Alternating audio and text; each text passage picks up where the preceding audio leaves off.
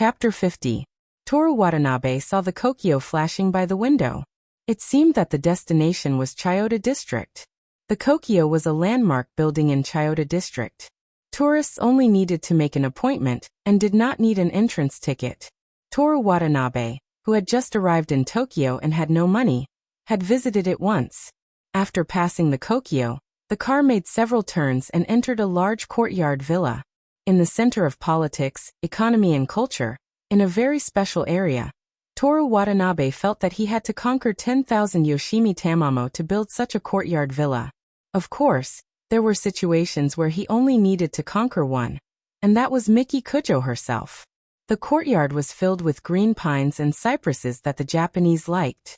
There were also all kinds of unidentifiable flowers. There were also bodyguards in black. It was just like in the movies.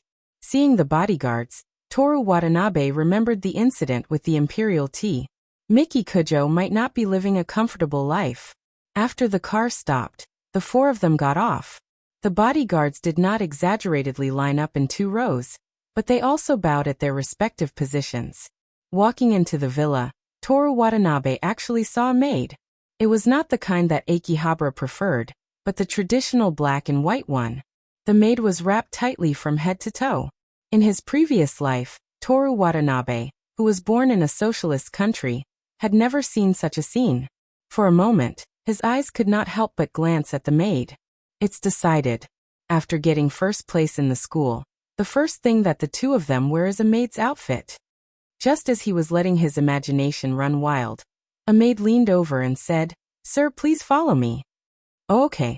Toru Watanabe guessed that she was going to do a body check. It was like that in the movies. "No need, let him in." Miki Kujo, who was walking in front, said. Toru Watanabe found that the maid in front of him, no, not only her but also Shizuru and the other maids, all showed a very obvious look of surprise. Toru Watanabe smiled gently at the maid. "I'm sorry, but I'm someone she trusts absolutely." Kujio Miki snorted, but there was a hint of disdain in her voice, as well as disdain towards Watanabe Tetsuji's low-level joke. The maid already had a silly look on her face. It was unknown whether she was fascinated by Toru Watanabe's smile, or shocked by the relationship between Toru Watanabe and Miki Kujo, or both. After entering the villa, another maid led Toru Watanabe and Rin Kiyono to the living room. "Kiyo-san, what's the matter?" Toru Watanabe didn't believe that he really wanted to see his parents. "Keep watching and you will know," Rin Kiyono replied in low spirits, then turned to look at Toru Watanabe. "What is your relationship with Miki Kujo?" Without waiting for Toru Watanabe to speak, she turned back. "Forget it, I am not interested in these things." "If you are not interested, then why do you ask?" Rin Kiyono put her hand on her chin and pretended to ponder mischievously. "It seems that in the future in front of Miki Kujo, I will need to maintain a closer relationship with you. Sorry, I have a problem with my attitude." The two talked as they walked into the living room. Toru Watanabe felt as if he had walked into an independent space, showing the height and width of the living room. Needless to say, the decorations inside were not cheap. Among them, a huge portrait was the most eye-catching. The person in the portrait had a dignified appearance, wearing a gorgeous and noble kimono, and holding a folding fan. Toru Watanabe had seen this person in a book before. She was the Empress of Emperor Taisho, the mother of Emperor Showa, and the Empress of Kujo. Will this matter really end here after I get rid of the Kujo family? Toru Watanabe looked at the portrait. Rin Kiyono and Toru Watanabe sat across from each other at a long table, and a maid served tea and exquisite snacks. Toru Watanabe had been exercising a lot recently, so he was hungry. He ate without any reservations, and when his mouth was dry, he drank tea. Perhaps it was because of his bold actions, but he kept feeling that the maid standing quietly to the side was secretly watching him. But it could also be because he was very handsome. He was indeed very handsome. After eating 3 biscuits and a piece of cake, Toru Watanabe was feeling a little sick of it, when another person entered the living room. It was a woman in her 30s, wearing exquisite makeup, and looking very capable. Thanks to his recent observation of Miki Kujo's expression, Toru Watanabe noticed that the woman's eyes were tinged with a layer of surprise when she saw him in his school uniform. Were these upper-class people, or people who served upper-class people, all ignorant of the world? Although he was very handsome, that was the only thing that was indisputable. Little Rin. The woman addressed Rin Kiyono as she sat next to him. Yes. Rin Kiyono nodded emotionlessly. Toru Watanabe looked back and forth between the two of them, but he wasn't interested in asking what they didn't want to say. He said to the maid on the side, "Please bring something salty over." The maid didn't say a word, bowed slightly, and left quietly. The woman in her 30s was surprised again. She smiled at Toru Watanabe and said, "I'm Riko Kiyono, a special director of the Kiyono Group, and you are?" "Me. I'm an ordinary high school student from Kanagawa High School. Destined to be great." Toru Watanabe. Destined to be great is superfluous. Miki Kujo, who had changed into casual clothes, slowly walked into the living room. Shizuka was still following behind her like a shadow. "Miki, do you think that I'm great now? I'm so touched." As soon as Toru Watanabe's voice fell, Rin Kiyono, who was sitting opposite him, unceremoniously smiled. When the two words Miki came out of Toru Watanabe's mouth, the maid not far away, and Riko Kiyono in front of him, showed a very obvious shock. Miki Kujo herself didn't pay any attention to him, and directly sat on the main seat. That simple yet exquisitely made white dress accentuated her excellent figure. Her upper body was full, her waist was just right, and her legs had the wonderful curves that all women dreamed of. Her beauty was to the extent that even women would be tempted. "Let's begin," she ordered. Riko Kiyono nodded, took out a lot of documents from his briefcase, and then followed by various unfamiliar words that Toru Watanabe didn't understand. And every time Miki Kujo said a word, Riko Kiyono would look at Rin Kiyono, and when Rin Kiyono nodded, he would continue with a sense of peace. "Very good, I Toru Watanabe. am willing to call you lie detector machine." Toru Watanabe felt that he still had a lot of things to learn, and ridiculed in boredom. Fortunately, the maid who brought Toru Watanabe some savory snacks came back, so he didn't have nothing to do. But when he was eating, he was scolded by Miki Kujo. "Be quiet. This snack is very fragile, I can't help it." Then there was Miki Kujo's murderous look. Toru Watanabe could only surrender, give up eating the snacks, and continue to listen to the two talk about things that he didn't understand at all. This world was too far away from him, and he was still learning Spanish, although self-learning Spanish was also a great thing. After 2 whole hours, the meeting finally ended. "You stay here," Miki Kujo said to Toru Watanabe, and then left the living room alone. Toru Watanabe made the most malicious guess that she must have gone to the toilet. She must have held it in for a while.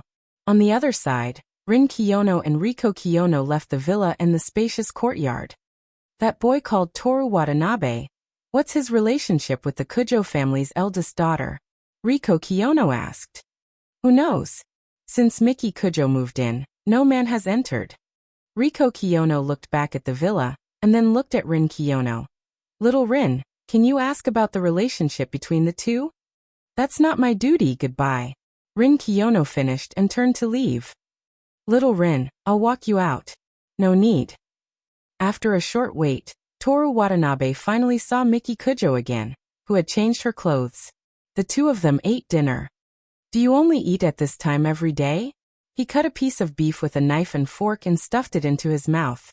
Although he didn't know what kind of beef it was, the melting point of the fat was very low, and it could be melted immediately by the temperature in his mouth. Toru Watanabe felt the fat exploding in his mouth, and it was so delicious that for a few seconds, he felt that it wasn't a completely stupid thing to get into the car today. It depends on when things are done. Compared to Toru Watanabe's enjoyment, Miki Kujo seemed to be uninterested, and she ate for the sake of eating. Thinking about how she was always sleeping, it seemed that she didn't have an easy time. But this had nothing to do with Toru Watanabe, and he didn't have any sympathy. He took a sip of juice. "Actually, I have something to ask you today." Toru Watanabe didn't make a sound and cleared his throat. "What do I have to do for you to be willing to get back together with me?" The living room was very quiet, but after this sentence, It was like a silent morning hall. You like me? Miki Kujo asked with a smile. Of course you're beautiful, your legs are beautiful, and your family is rich. To be honest, my original goal was to become a civil servant, and then let the taxpayers support me for the rest of my life, and live a leisurely life. You can do it now. I'm the eldest son of the Watanabe family, and I must get married and have children, but Miki, you won't allow me to be with other women, right? Miki Kujo put down the knife and fork in her hand, and rested her hands under her beautiful chin. She looked at Toru Watanabe. Of course you can forget about it for the rest of your life. You see, since that's the case, I can only choose to be with you. That won't do. Miki Kujo kept a smile on her face. Even if you're with me, you'll have to marry into my family and change your surname to Kujo. Toru Watanabe, who just said that the eldest son must carry on the family line, said seriously. Surnames are futile. It's not desirable, and it doesn't matter at all. Miki Kujo smiled and didn't comment. Is that so? Also, we can be like Emperor Taisho and Empress Kujo and have 4 children. And I'll be satisfied if one of them has the surname Watanabe. Miki Kujo made a nasal sound, as if she was interested. Also, I'm not only good-looking, but I can protect you at any time. Most importantly, I'm also very smart and I never slack off. Even if I can't help you with your work, at least I won't drag you down. Miki Kujo nodded. Continue. That. Toru Watanabe racked his brain, and finally thought of something. Miki, think about it. If you find someone of equal social status, the other party will inevitably covet the Kujo family's power and wealth, but I won't. I'm from the countryside and I have no background, so no one will support me. Didn't you say that you're smart and never slack off? What if you take the opportunity to seize power, while I'm giving birth to 4 children for you? Miki Kujo said with a smile. Toru Watanabe puffed out his chest. I'm quite confident in my determination to live a life of idleness. Studying is for the sake of enriching myself, not for the sake of obtaining anything from it. Miki Kujo rested her head on her hands as she listened to him finish speaking. Her 4 fingers strummed her delicate face as if she were playing a piano. Okay, I'll give you a chance. Really? A few days ago, I read a light novel. In it, the male lead confessed to the entire school during an exam, so that the female lead wouldn't disappear. Since there's an exam tomorrow, if you do this, I'll consider it. The young pighead boy won't dream of bunny girl senpai. There was no mistaking it, it was this light novel. If Toru Watanabe recalled correctly, Miki Kujo wasn't interested in light novels or manga at all. She had only casually flipped through the manga and novels in the club's classroom. Thus, this chapter was definitely something that she had casually flipped through. But at this moment, the image that popped up in Toru Watanabe's mind wasn't the pighead boy who was excited about bunny girl senpai, but Chi Tongwei, who had triumphed over the heavens and committed suicide by swallowing a gun. In Han University's sports field, in front of all the teachers and students, he had knelt down and proposed to Liang Lu, who was 10 years older than him, in exchange for a meteoric rise in his political career. And now he, Toru Watanabe, was going to use the same method in exchange for the power to take revenge. However, after confessing in front of all the teachers and students, he wouldn't be expelled from school. But how was he going to woo the other 3 girls in the same school? This was a rather thorny problem. Are you afraid of this little bit of hardship? What's the big deal? Watanabe, you've been working hard all this time. You're a person who can accomplish great things. Even if you encounter more difficulties in the future, you can't be restrained because of this. You need to have the confidence to accomplish anything. You need to believe that you're destined to be great. Okay. Toru Watanabe agreed. On this day, Toru Watanabe returned to his rented apartment safely. There was another pair of used stockings in the closet. Considering that Miki Kujo might have a new pair of socks every day, he had reason to believe that she was treating him like a trash can. The next day, May 29th, was the first day of the midterm exam. The contents of the 3-school joint examination included the entire college entrance examination, but the 3 grades still had differences in difficulty. Because the first year of high school didn't have a liberal arts and science division, the examinees were allowed to choose by themselves. Before the second year of high school, they could change at will. In addition to the content, the exam arrangements were strictly in accordance with the college entrance examination system. The third year of high school borrowed the university examination hall, which was the real college entrance examination hall. A few of them, when the college entrance examination was held in mid-January next year, their examination hall might be the same as the university they went to today, the same classroom, and even the same seats. Just as the Great Gatsby said, not everyone had the same advantage. Those who were still learning about the first year of high school, and those who didn't have midterm exams, should be enjoying their happy high school life now. But in the examination hall that determined their future, they were facing students with the educational conditions of Kanagawa High School, leaving them with only direct employment, short-term college, and expensive third-rate private schools. The 9 imperial universities were an unreachable dream for them. On the way to school, students holding textbooks and sharpening their guns at the last minute could be seen everywhere. During the morning class meeting, Aona Koizumi repeatedly reminded everyone of the exam discipline, and then cheered everyone on. After the class meeting, she called Toru Watanabe over alone. "Are you confident?" "I'm definitely going to get first place." Aona Koizumi smiled and said, "Do you want Kiyono classmate to be your girlfriend or Kujo classmate?"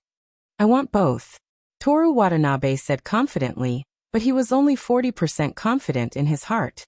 With Rin Kiyono and Miki Kujo's personalities and IQ, how could they lose so easily? From the moment Toru Watanabe decided to become the handsome guy in Tokyo, it was decided that this ridiculous bet was a game between the 3 members of the Human Observation Department. Aona Koizumi knocked Toru Watanabe's head with her lesson plan and said, "Do your best." "Okay, don't worry." Toru Watanabe took the liberal arts exam. The first exam was Japanese history and geography, which had a total of 100 points. The exam would start from 9:30 to 11:40. Coincidentally, the exam was about the Battle of the 4 Northern Islands. Toru Watanabe mocked Rin Kiyono in his heart, and his confidence grew rapidly. "Sure enough, as long as I want to, fate will stand on my side." This was the key point that Rin Kiyono lost the bet. Toru Watanabe firmly believed that this was the Waterloo of first in school.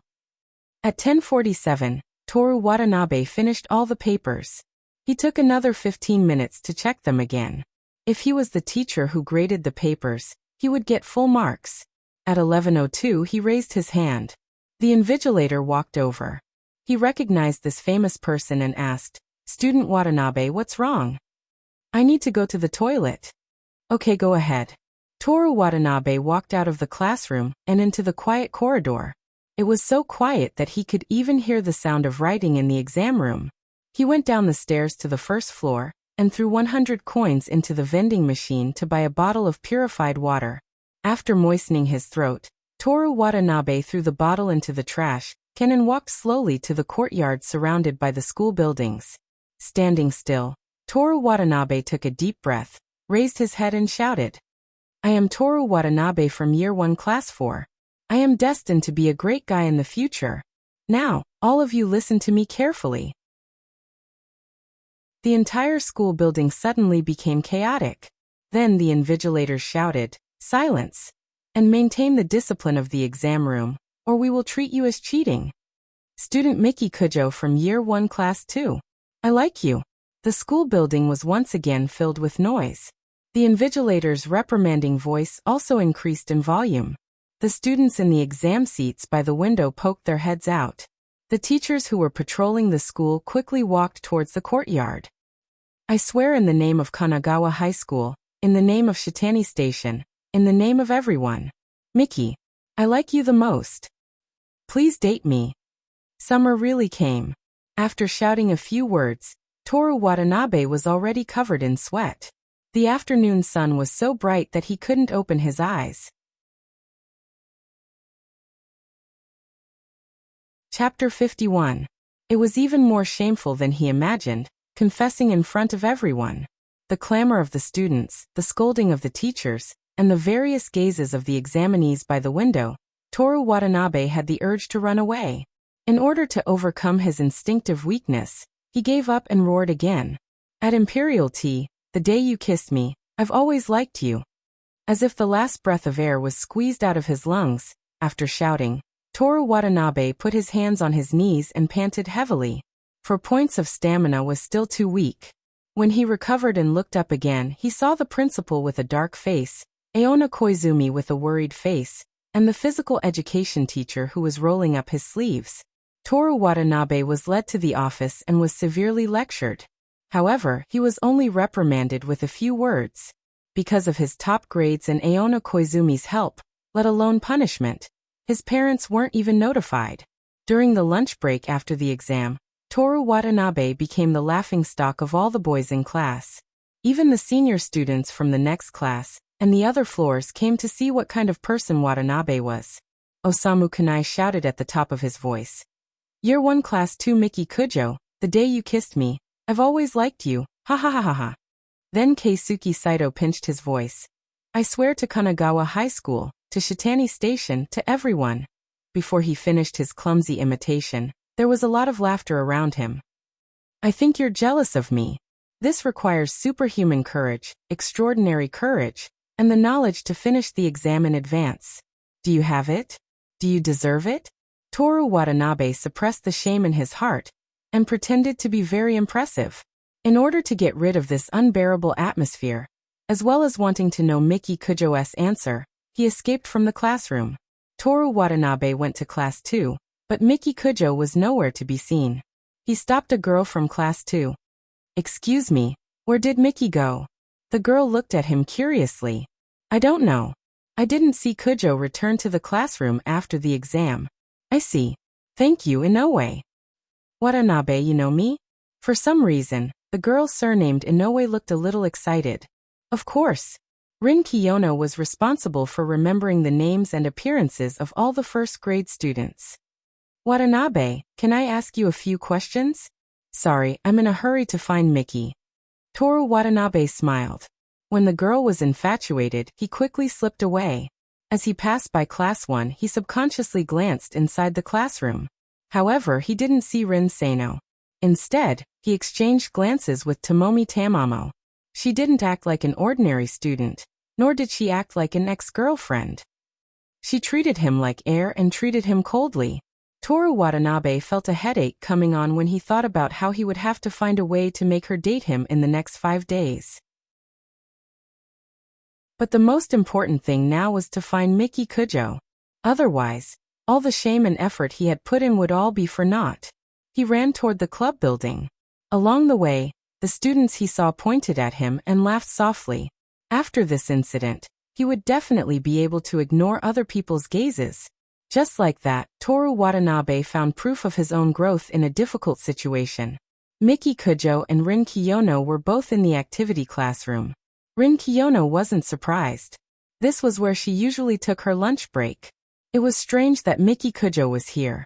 Although she was competing with Rin Kiyono for the position of department head, it was only because she wanted to win.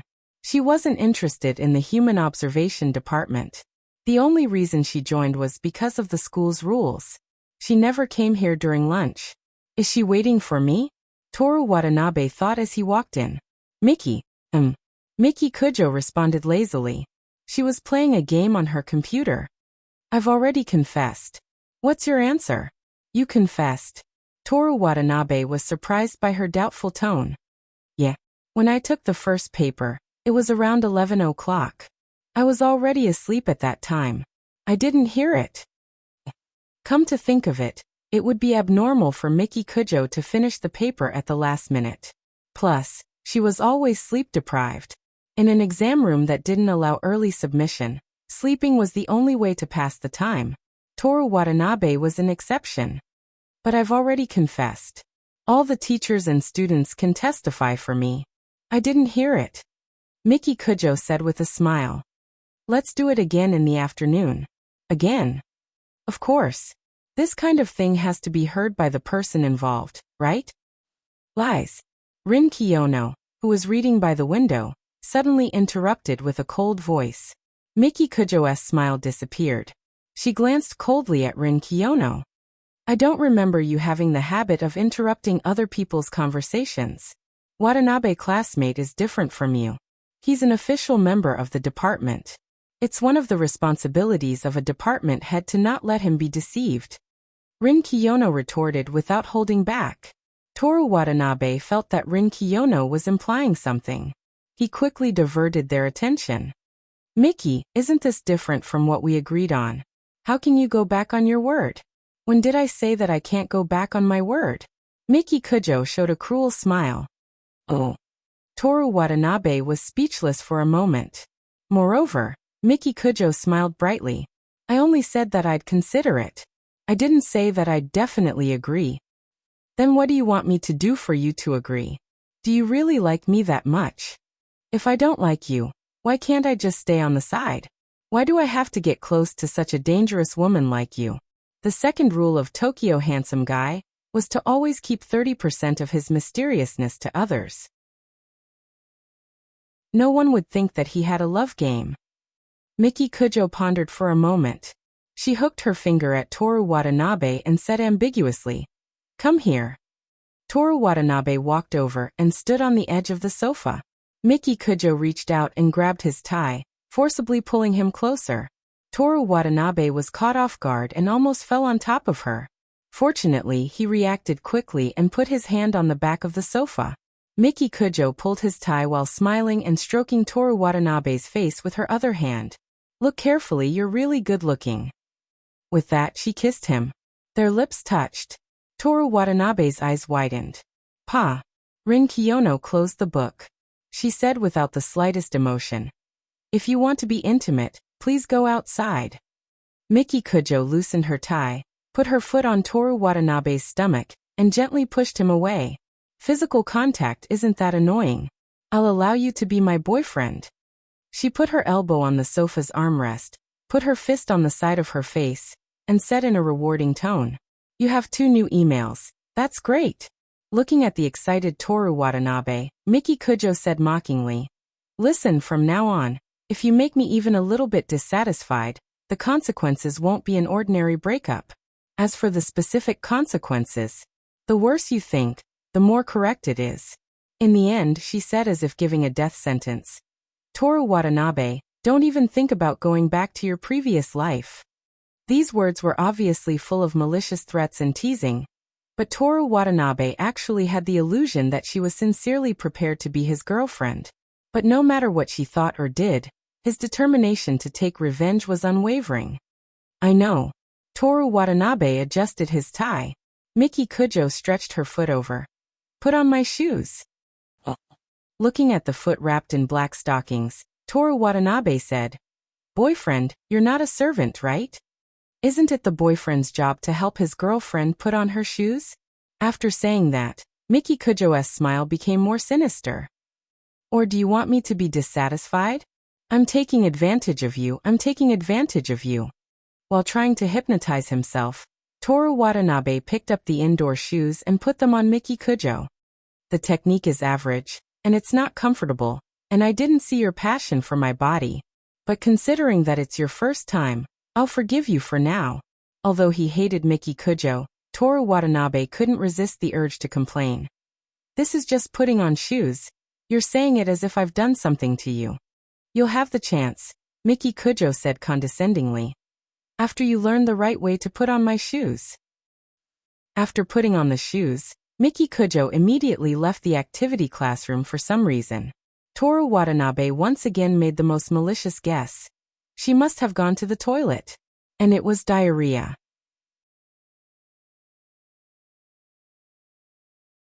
Chapter 52. There were only 2 people left in the activity room. "Thank you," Toru Watanabe said to Rin Kiyono. As expected of the Tokyo Handsome Guy, Rin Kiyono smiled contemptuously. "You obviously don't like each other, but you can do such a shameful thing like confessing in the atrium." From her point of view, Toru Watanabe, who didn't speak the truth, was deceiving Miki Kujo's feelings, so he should be looked down upon. "There's a reason why I had to do this." "Money? No. Then it's Kujo-san's young body. How should I say it? Compared to you who don't have any breasts, Miki is indeed more attractive," Toru Watanabe added, only referring to the body. "Watanabe-san, you're too rude. Although it's not that big, It's still a little bulge. But then again, there's no such thing as no breasts in this world. Toru Watanabe couldn't help but look at Rin Kiyono's chest, and it did seem to be a little bulge. What are you looking at? Rin Kiyono's face became cold. Today's bow is beautifully tied. It seems that you found a way to deal with my ability to detect lies. That's only if you don't pursue the matter, Toru Watanabe said modestly. Sano Rin didn't comment and tucked his black hair that was blown by the wind outside the window behind his delicate ears. My tolerance is as deep as Tianzihu. Even if my subordinates say 1 or 2 rude words to me, I won't take it to heart. Tianzihu. The deepest lake in Japan. Well, stop changing the topic, it's time for you to answer my question. Deliberately talking about such a rude topic like breasts, can't you avoid it? Kiyono classmate, although I'm very grateful for your help regarding this matter, please wait until the day I fall in love with you. Then I'll tell you the reason. After listening to Toru Watanabe, Rin Kiyono sighed helplessly. I've done so much for you. It's about time you fell in love with me, right? Am I not perfect enough? Perfect? Do you know that other than your beauty and intelligence, you have nothing else? Toru Watanabe only thought about this in his heart. He was not the type of person to attack. Moreover, Rin Kiyono, who thought that her tolerance was as deep as Tianzihu's, was actually very narrow-minded. If he said it out loud, it would definitely make her angry. Women could do anything when they were angry. What if she told Miki Kujo all the lies he had told? Before he could conquer the next 3 girls, he had to work hard to play the role of Miki Kujo's boyfriend. However, after today's incident, what kind of method should he use to conquer the other 3? What a headache. Looking at the silent Toru Watanabe, Rin Kiyono, who thought that she was already perfect, felt a headache. She subconsciously massaged her temples. I've decided. Decided on what? Toru Watanabe snapped out of his daze. After the exam, the Human Observation Department's next club activity. Help a girl find a boyfriend. Toru Watanabe immediately guessed her intentions. Don't tell me you want to learn how to conquer boys from other people? Forgive me for being blunt, but that's impossible. Reason? Rin Kiyono was not angry at being rejected. Instead, she asked as if she was asking for advice. If a boy learns how to make a girl fall in love with him, can he use the same method to make you fall in love with him? Watanabe classmate, you're overestimating yourself by comparing yourself to me. Toru Watanabe pursed his lips. In the entire Human Observation Department, he was the only one who was not narcissistic. The other 2 were hopeless. Although the method can't be the same, the idea can be used as a reference, and it's more useful than just thinking about it. Rin Kiyono explained. That's true, but I still don't think it's possible. Rin Kiyono said indifferently. There's no good reason not to do it. If you don't think it's possible, then follow the director's orders. Kiyono classmate, you might not understand what I mean. Toru Watanabe said with a smile. After this exam, the Human Observation Department won't be under your control anymore. At that time, the club activity will be clothing design. Rin Kiyono put her hand on her chin and thought for a while. I don't think that's possible in the future. Are you seriously thinking about it? No, that's not right. The fact that you said those words after serious consideration has hurt me more. Rin Kiyono couldn't help but laugh. She then coughed twice. Anyway, you can get ready. Yes, yes. Yes, director. Toru Watanabe's tone was full of anger. It was obvious that he wanted to rebel. It's time to get ready.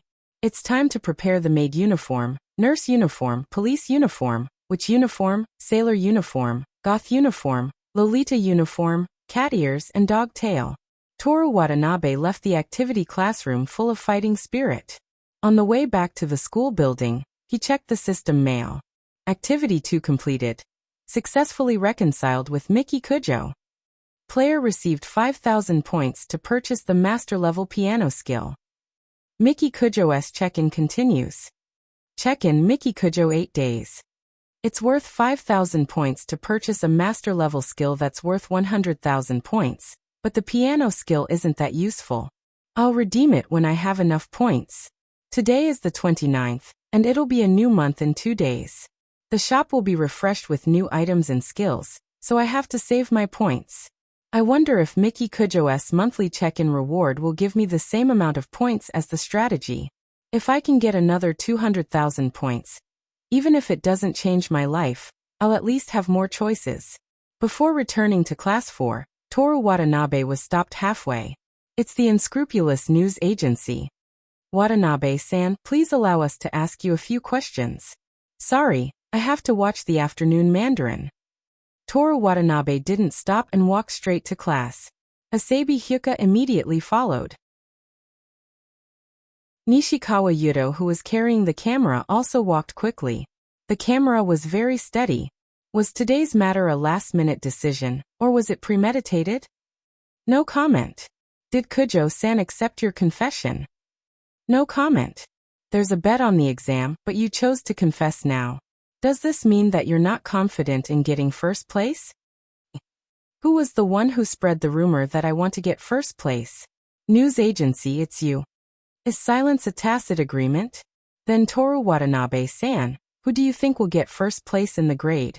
No comment. Conduct committee member Hizawa said that he must expel you. Watanabe-san, do you have anything to say? Expel me. Toru Watanabe was so angry that he laughed. This person is looking for trouble. The principal didn't say anything. Does he think that he can control everything just because he's a conduct committee member? And this is only the beginning. He still had to think of a way to get his hands on 3 female students. Seeing Toru Watanabe's response, Asabi Hyuka's spirit was lifted. Yes, that's right. She said that you're an impurity of Kanagawa High School and must be removed. I'll wait for her. Last question, Watanabe-san, you're in the same club as Kiyono-san and Kujo-san, but you chose to confess to Kujo-san. Does this mean that Rin Kiyono is inferior to Miki Kujo? What kind of question is this? Those two are equally terrible in a way. No comment. You're not going to answer this question? Not directly saying that Kujo-san is better. Does this mean that in Watanabe-san's heart, Kiyono-san is better? Is it illegal to kill a reporter?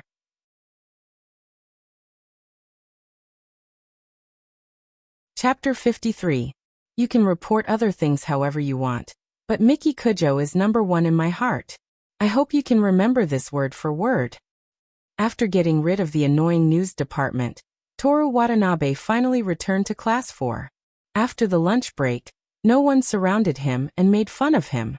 After all, this was an elite private high school in Japan, which valued atmosphere the most. The goal of every student in Kamigawa was to get into the top 10 universities in Japan, such as Tokyo University, Kyoto University, Keio University, Waseda University, Nagoya University, etc. Of course, they would only get into the top 30 universities. Only the top students were guaranteed to get into the Imperial University. As for the 3 people from the Human Observation Department, as long as there were no accidents, they would almost certainly get a recommendation and didn't need to pass the second exam organized by the university. But if a student only got into Kyoto Prefecture University, Miyazaki University, Utsunomiya University, etc., they would be ridiculed in Kamigawa. In this atmosphere where no one wanted to be discriminated against, the midterm exam proceeded in an orderly manner. At 5:40 p.m. On May 30th, after the last science exam, after the homeroom teacher's speech, the entire school began to clean up. Watanabe, come here. Aona Koizumi shouted. With the advantage of sitting in the back row, Toru Watanabe, who was about to grab the most complete rag, had to give this opportunity to someone else. Koizumi-sensei, what's the matter? Toru Watanabe followed her out of the classroom and asked. Aona Koizumi didn't go to the teacher's office. Instead, she talked in the hallway. After this midterm exam, there may be some students who fail. Toru Watanabe thought for a second and said, You mean you want us to tutor them again? Uh-huh, that's what I think, so I'm here to ask for your opinion. Aona Koizumi nodded. Kanagawa High School's so-called failure didn't refer to the low score, but the low deviation value. The deviation value referred to the overall ranking of the scores. It was not directly related to whether the specific number exceeded a certain line, such as the classic 60 points. To be honest, Toru Watanabe didn't want to agree. For this kind of thing, they could spend money to go to a more expensive private school to find a one-on-one tutor. However, Aona Koizumi was especially good to him. She had also been pleading on his behalf during the school confession yesterday, so there was no reason for him to reject her. I have no problem with that, but you'll have to talk to the others yourself. He nodded. Aona Koizumi smiled and stroked Toru Watanabe's messy, but surprisingly pleasing hairstyle.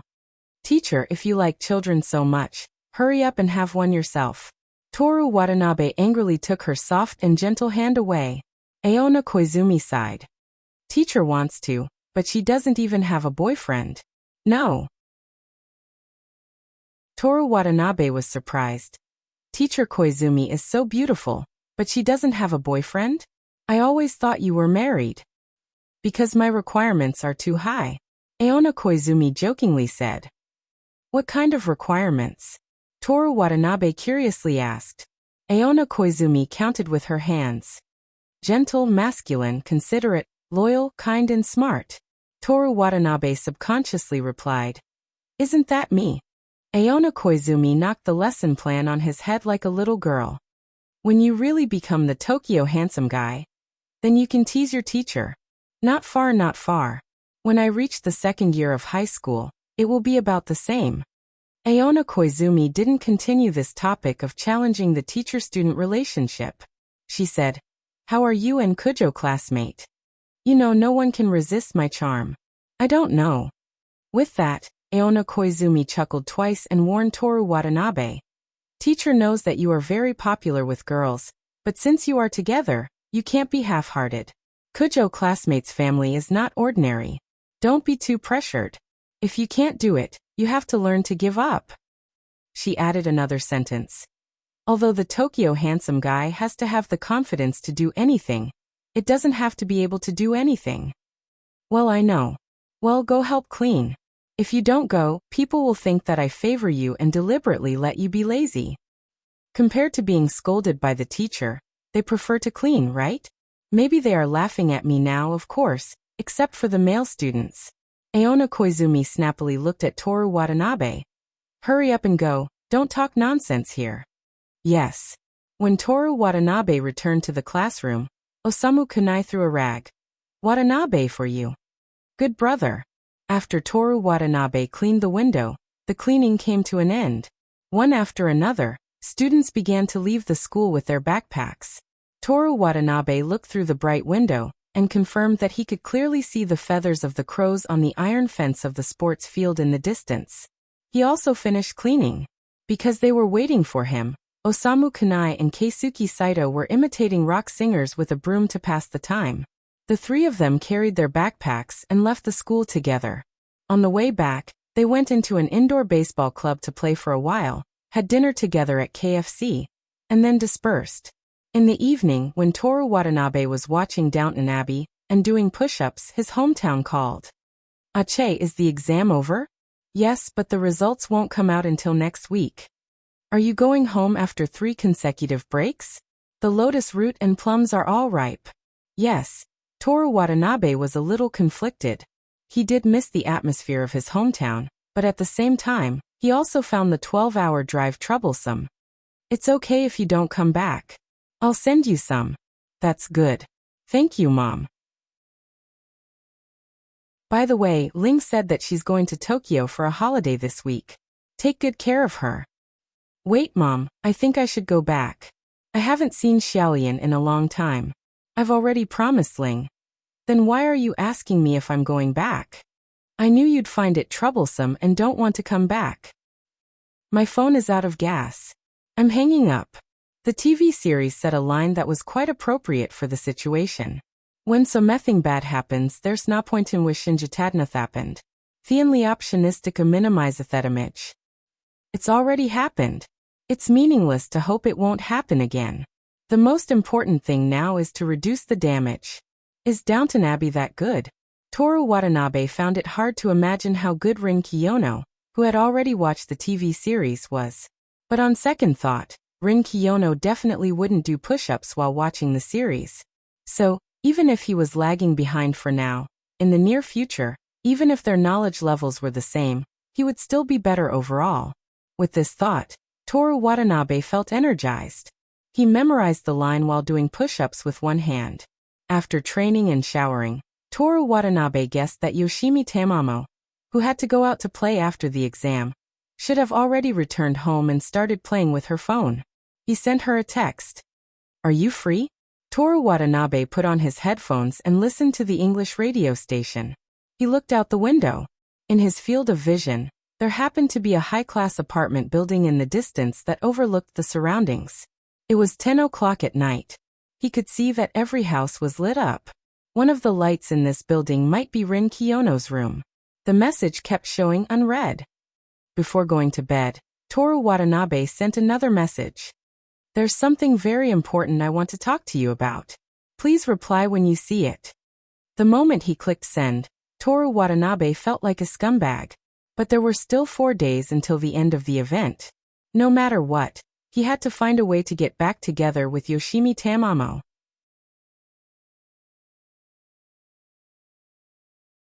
Chapter 54. There was no reply for the whole night. If it was Asako Hanada and Mayasahi, Toru Watanabe would choose to give up, but now it was Yoshimi Tamamo who could be with money, so he decided to persist. As for Yoshimi Tamamo, the system event did not have any restrictions. It would be best if he could solve it with money, but if not, he would think of another way. But no matter what, Toru Watanabe did not intend to deceive her or anyone else except Miki Kujo.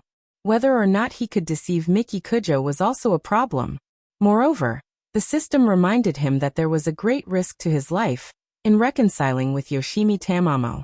Blindly acting recklessly would only destroy him. There was another point which was the most important point. Tokyo handsome guy should not play with women's feelings. Although as a Kujo who suffered for a long time, he also wanted to take revenge quickly, but now there was no immediate danger of losing his life, so it did not matter if it was a little later. If he really could not take revenge, he could only wrong himself and really marry into her family. At that time, Miki Kujo would give birth to 4 children for him. During this time, thinking of ways to invade her family property was also a way. I still haven't changed my bad habit of thinking about random things early in the morning. Toru Watanabe shook his head and began to wash, but he still could not free himself from the complicated thoughts. He decided not to lift the dumbbells today, but to run, ready to use the wind to blow his chaotic brain. Putting on the headphones, there were classic Spanish examples that he chose himself. It was a total of 2 kilometers from Shiya Station to Shinjuku Gyoen.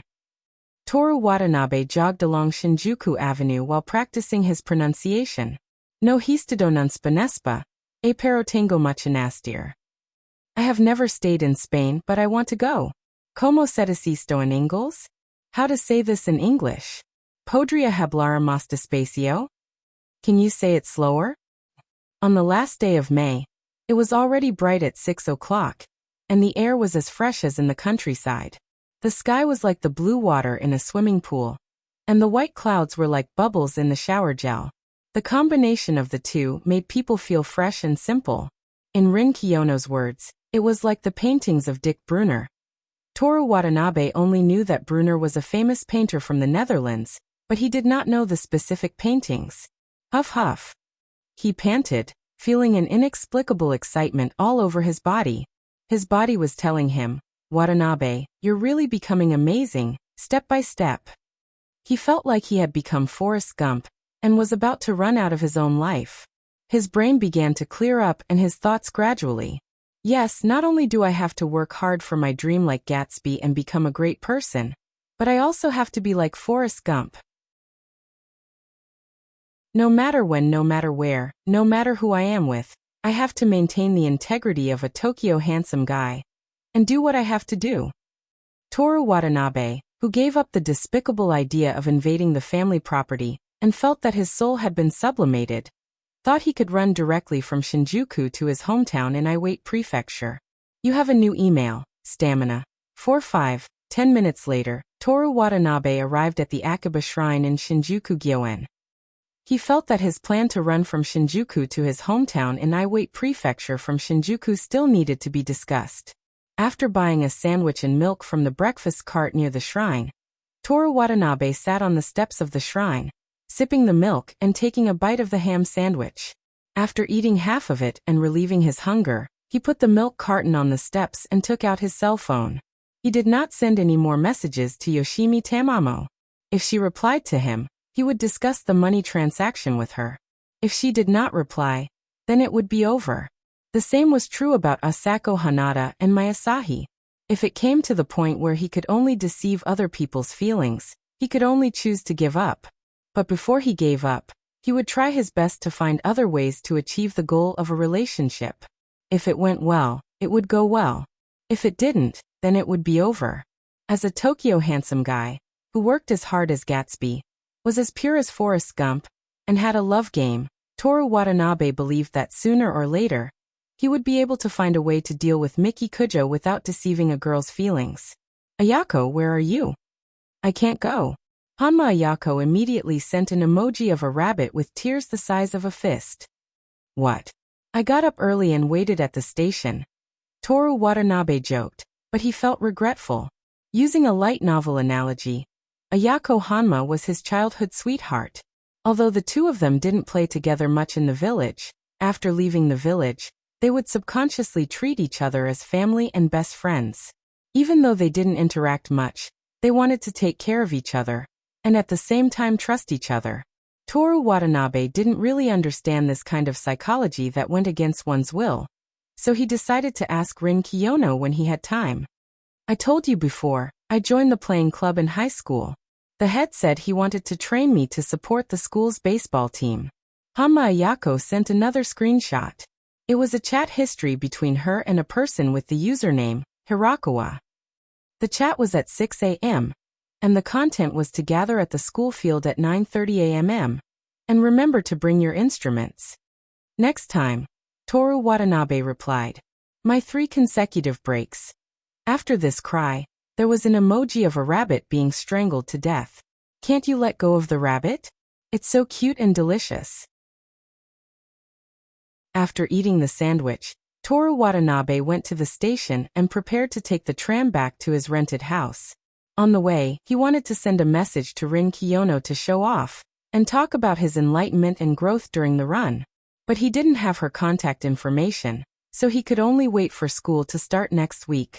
When he arrived at his rented house, he was just in time to catch up with the Broadcasting Association's broadcast of radio gymnastics, so he did it with the primary school students.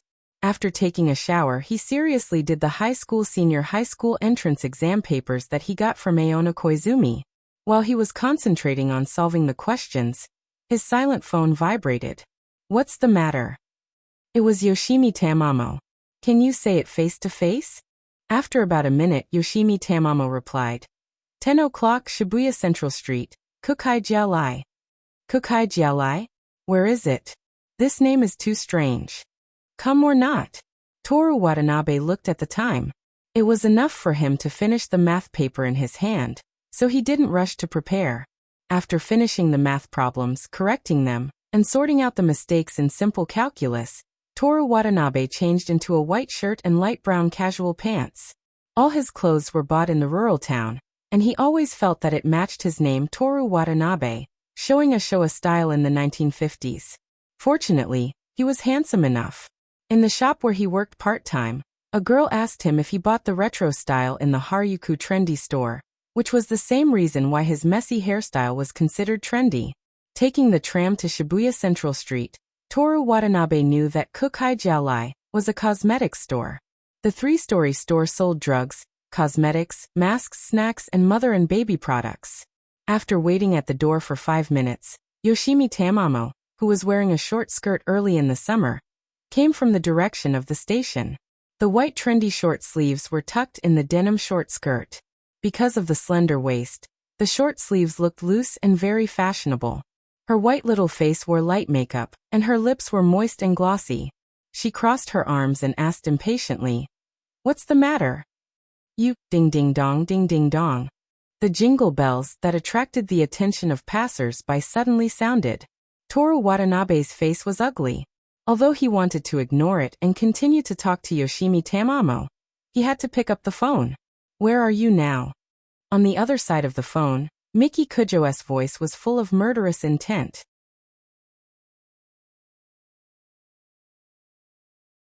Chapter 55. Shibuya Central Street was full of people, but it didn't give Toru Watanabe any sense of security. Among these people, are there any men sent by Miki Kujo to monitor him?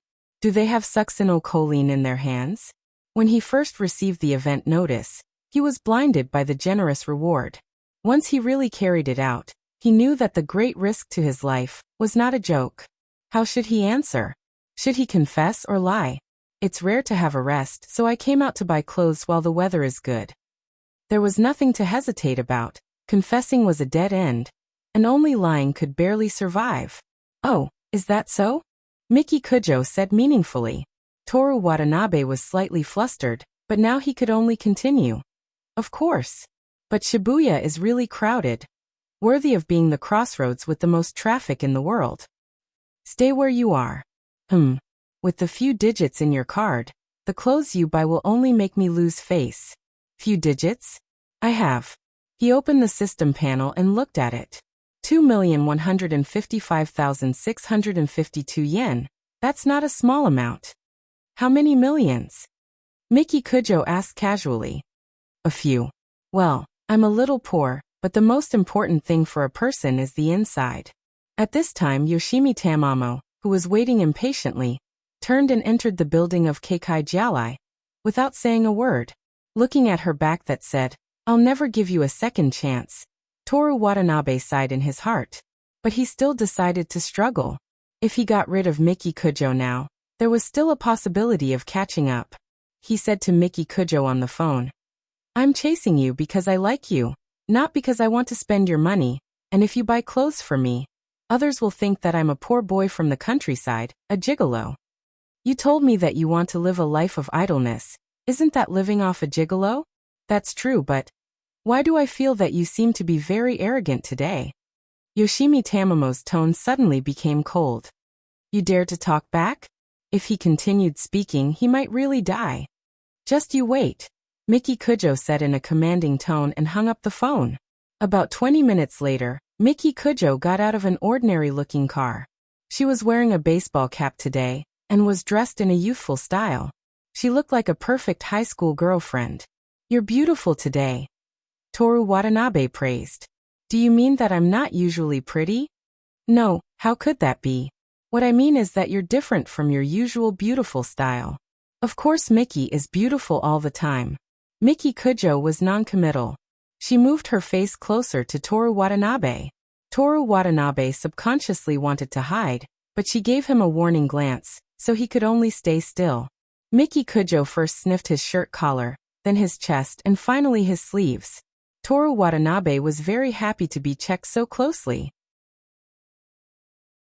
Of course, it wasn't because Miki Kujo cared about him, but her behavior meant that she didn't send anyone to follow him. It was just a coincidence. Toru Watanabe also deliberately put his nose on Miki Kujo's neck. You smell so good, Miki. Is that Yoshimi Tamamo from Class 1? What did you talk about with her? Toru Watanabe, who was just talking nonsense, felt his heart almost jump out of his throat. He immediately let out a thump, sound that could be heard by both of them. Miki Kujo was still sniffing Toru Watanabe's sleeves, but she looked at Toru Watanabe with a smile. The check just now was just a show. She wanted to see Toru Watanabe breathe a sigh of relief one moment, and then become nervous the next. Ha ha ha. Miki Kujo laughed happily. Her face was very close to Toru Watanabe, and the brim of the baseball cap covered his face. I love it when you're scared. It's so cute, but it only took half a second for her expression to change from a smile to a murderous one. If there's a next time, I'll take off your clothes, tie the two of you together, and hang you from the Tokyo Tower. Toru Watanabe couldn't guess what this woman was thinking. He felt that she could go to Rin Kiyono's mental hospital, but he didn't doubt her ability to do what she said. I'm just discussing tutoring with Tamamo classmate. Koizumi-sensei asked me to do it, and Rin Kiyono also participated. Is that so? You can ask the two of them. But I don't think you need to do that, because I like you so much that I want to take you home and introduce you to my parents. I hope what you're thinking is what you're saying. Miki Kujo changed her grip on Toru Watanabe's sleeve. Let's go, I'll buy you clothes. Toru Watanabe finally breathed a sigh of relief. He was half forced by Miki Kujo into the Shibuya boutique men's clothing store.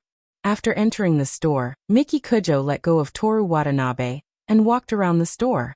She walked along the rows of clothes, pulled out a brown suit from among them, and handed it to Toru Watanabe. "Try it on." Toru Watanabe looked at the suit and said with great resistance, "I feel uncomfortable wearing a suit." "It's fine as long as I feel comfortable." Miss Kujo gave the order. Toru Watanabe had to take the suit and walk into the fitting room. After a long time, he finally put on the first suit in his life. The Western-style school uniform didn't count. When he walked out feeling uncomfortable, the female salesperson who had been quietly waiting at the side widened her eyes and couldn't help but walk forward. She thoughtfully helped Toru Watanabe straighten his cuffs and praised, "Few people dare to try a brown suit. Why does it fit you so well? It's perfect." After straightening the cuffs, she swallowed her saliva without a trace and reached out to Toru Watanabe's collarbone. The female salesperson stared at Toru Watanabe's side face with more fanaticism than the fans of celebrities. Miki Kujo waved away the female salesperson's hand with an ugly expression. "It's too ugly. Take it off. I think your boyfriend looks very good in it. The length doesn't need to be modified. It's almost tailor-made. I said take it off." Miki Kujo's aura was on full display. The salesperson could only maintain an awkward smile and couldn't say a word. Toru Watanabe couldn't wait to take it off. When he was walking to the fitting room, Miki Kujo stopped him again. "Try this."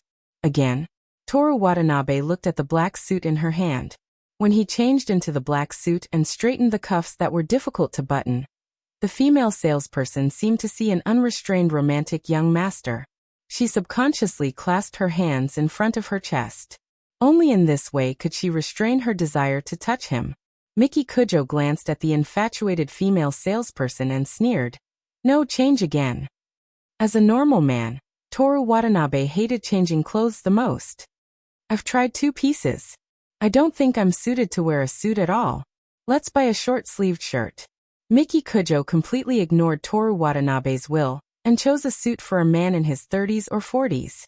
Toru Watanabe took the suit and sighed softly, hoping that the salesperson could see his impatience. When he walked out for the 3rd time, Miki Kujo obviously clicked her tongue and said impatiently, "Change again." "Change again?" Toru Watanabe looked at the female salesperson. "How do I look? I've been in sales here for 3 years, and I've never seen anyone more suited to wear a suit than you. You can even wear such a mature style perfectly." The female salesperson had said this countless times, but this time she was sincere. Toru Watanabe looked at Miki Kujo and tilted his head meaning, "Look," she said, "it's done. It's about time." If she respected Toru Watanabe's opinion, she wouldn't be the Kujo lady. She chose a gray suit again. This time, Toru Watanabe and Miki Kujo looked at each other for 3 seconds before taking the suit from her and walking into the fitting room. "Your boyfriend is so handsome," the female salesperson said. Miki Kujo crossed her arms and tapped her fingers impatiently. She decided to send someone to contact the clothing company and ask them to fire this talkative salesperson. She would be banned from the clothing industry in the future. "He spoils you so much. Most men hate changing clothes. In their eyes, it's a very troublesome thing." "Is that so?" Miki Kujo said indifferently. "And he only has eyes for you. When he was asking for my opinion just now, he kept looking at your face. How enviable." Kujio Miyoshi sneered noncommittally. Toru Watanabe walked out of the fitting room for the 4th time. By now he had adjusted his mentality and said, "What do you think? If you don't like it, I'll change it again. I'll definitely make you satisfied today." Miki Kujo said meaningfully, "Turn around for me." Toru Watanabe turned around. "The back is too ugly." Toru Watanabe took off his jacket and was about to change again. "Forget it. That's all you've got." Miki Kujo took out a card and handed it to the salesperson. "Wrap up the suit he tried on just now, the one he's wearing now, and all the suits and shirts of this size in the store. Also, give me a tie of each color." The salesperson's eyes were no longer filled with the desire to eat Toru Watanabe. She stared at the card with shining eyes. She took it with both hands and suppressed her excitement. Okay, please wait a moment. Please wait. Toru Watanabe hurriedly stopped the salesperson and said to Miki Kujo, "What are you doing?" "Buying clothes." Buying clothes? Was this a boutique? Was this how rich people did things? Toru Watanabe said, "One suit is enough. Why buy so many?" Toru Watanabe, you'd better give up on your country bumpkin mentality. Miki Kujo ordered. If I see you wearing the same clothes twice in the future, take off your clothes and dance. Toru Watanabe ignored the salesperson's strange look. What about the school uniform? I'll get someone to order it for you. Kanagawa High School's school uniform was specially ordered.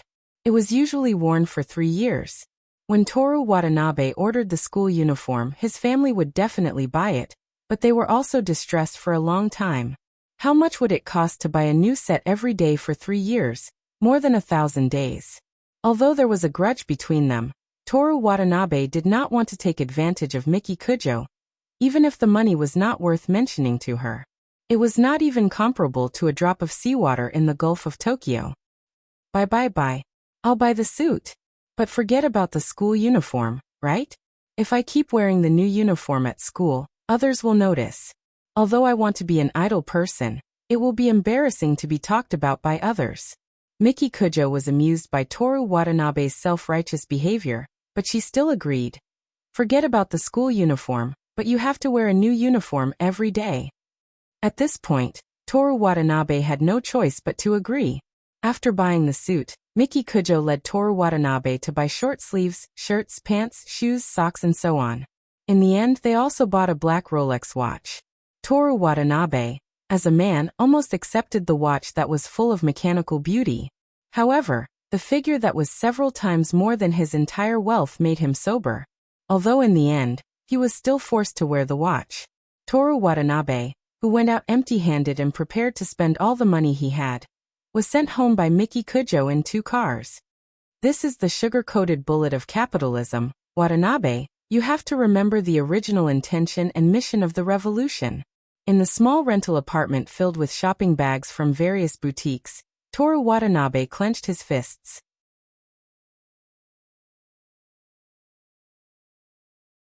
Chapter 56. Toru Watanabe hung up his suit and other clothes that were easily wrinkled. He also cleaned up the useless shopping bags and immediately continued to work on the second-year exam papers. After he finished all the papers and marked them, it was the second morning of the 3-day break. The system refreshed. Items: detector 11,000, healing medicine 11,000, fruit knife 11,000. Toru Watanabe blinked and comforted himself not to panic. After all, it was worth 1,000 points. How could it really be a fruit knife? He clicked on the description. Fruit knife. Unstoppable, peeling knife does not stick, please be careful. Because it is too sharp, there will be a delay in feeling the pain after cutting off the finger. However, the blade will not stick to the blood. You really used it to peel fruits. Toru Watanabe was dumbfounded. Don't panic, Watanabe. You still have skills. You still have a chance to turn the tables. Skills: beginner, calligraphy 100. Master, camping 1,000. Master, photography 10,000. Master, car repair 100,000. Car repair. I won't swear. Toru Watanabe closed his eyes and took a deep breath. Still relying on the system for revenge? What kind of skill was this? To become a car repair worker? Or to become Edison Chen's successor? Impossible. First, Miki Kujo would never allow him to repair cars. Second, Miki Kujo had the final say on whether or not he would take a picture. It was even possible that he would be the one taking the picture. I'm so angry. Toru Watanabe felt very uncomfortable when he thought about how he had to continue living off Miki Kujo and carefully deal with her eccentric mind. He did 2 sets of 50 push-ups and 2 sets of 50 curls in one go. He was so tired that he could not move.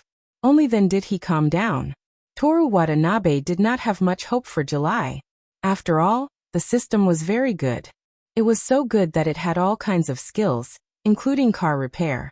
Because it was so good, the chance of getting a skill that could be used for revenge was very small. The system was unreliable, he could only rely on himself. Believe in yourself, Watanabe, you can do it. The next morning, Toru Watanabe still ran along Shinjuku Avenue from the Shiya station to the Shinjuku Imperial Garden. After returning, he did radio calisthenics. Instead of studying during the day, he went out with Osamu Kanai and Keisuke Saito to relax. This time, Miki Kujo did not call to check on him. It seemed that the man was not within her surveillance range. Toru Watanabe and the other two went fishing in Fongjo Park in the morning. The park near the coast of Tokyo Bay was filled with men holding fishing poles. Their ages ranged from those who couldn't even lift a fishing pole to those who were too old to walk. Toru Watanabe only caught one trout that had not yet grown enough to be eaten, while the other two caught 3 trout, big and small.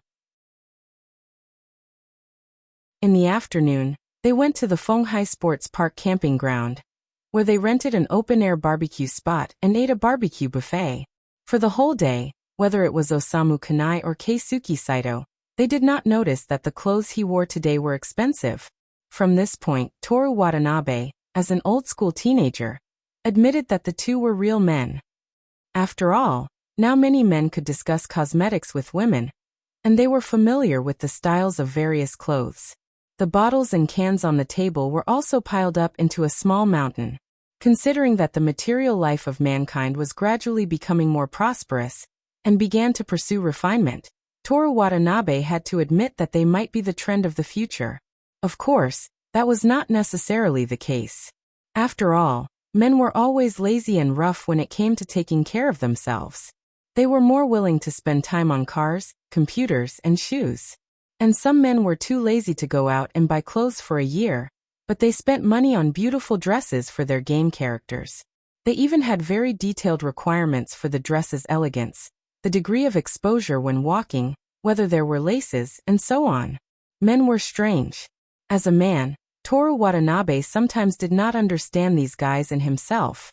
On the last day of the 3 consecutive holidays, he studied hard in his rented apartment for the whole day. Of course, he still insisted on running and swimming at night. Only by maintaining enough energy would it be more beneficial to study and work. This was something he had to keep in mind. On the first day of school in June, Tokyo officially entered the rainy season, and it began to rain heavily. Toru Watanabe got off at Shikigaya Station, held an umbrella, and blended into the crowd going to Kanagawa High School. At the school gate, he was looked at like a criminal by the discipline committee member on duty, as if he would pull out a gun from his bag at any time. Perhaps in the future, he would have to prevent this possibility, but for now, Toru Watanabe could only pull out a fruit knife at any time. This morning, when he was changing his indoor shoes, he met Rin Kiyono, who had nothing but beauty and intelligence. Kiyono classmate, the results will be out at noon today. HM? I got the exam answers from Koizumi-sensei and estimated your score. I think you're in a bad situation. Are you showing off that Koizumi-sensei likes you more? I don't play this kind of game in kindergarten. Go find your girlfriend. What I mean is, my score this time is very high. Toru Watanabe looked at Rin Kiyono's side profile. If you didn't get first place by chance, what would have happened to you? Rin Kiyono turned her body slightly, her back facing Toru Watanabe. I know that boys are more energetic in the morning, and I admit that my charm is irresistible, but Watanabe classmate, I didn't expect you to harass me at school so early in the morning. I have a girlfriend. Rin Kiyono smiled. Okay, Watanabe classmate, stop dreaming so early in the morning, it's time to wake up. Weren't you there when Miki Kujo promised me? Ah, you're talking about that. I'm talking about your wishful thinking of getting first place. Just wait and see. It wasn't just the two of them. The other students were also paying attention to the ranking of the first year. Toru Watanabe walked into the classroom, and Keisuke Saito, who had unexpectedly arrived earlier than him, egged him on. Watanabe, go ask Koizumi-sensei about it. Won't we know in the afternoon? Don't you want to know in advance? You can let Kiyono classmate and Kujo classmate. Kujo classmate is your girlfriend, forget about her. You can't count on Rin Kiyono either. Why? I've been working hard. Toru Watanabe put away his bag, took out his textbook and looked at this guy. Okay, Saito classmate, Stop dreaming so early in the morning, it's time to wake up. I feel like your tone is asking for a beating. I feel the same, Toru Watanabe admitted. The morning class passed in excitement. During this time, some students went to the teacher to ask about the ranking in advance, but they were all rejected. During English class, Aona Koizumi glanced at Toru Watanabe a few times, but he didn't understand what it meant, and he didn't ask. He was confident that he would get first place. At noon, the bulletin board on the first floor was crowded with people. The first year's floor was the highest, and Osamu Kanai asked the third-year student in the baseball club to help take a look. In fact, there was no need to go through so much trouble.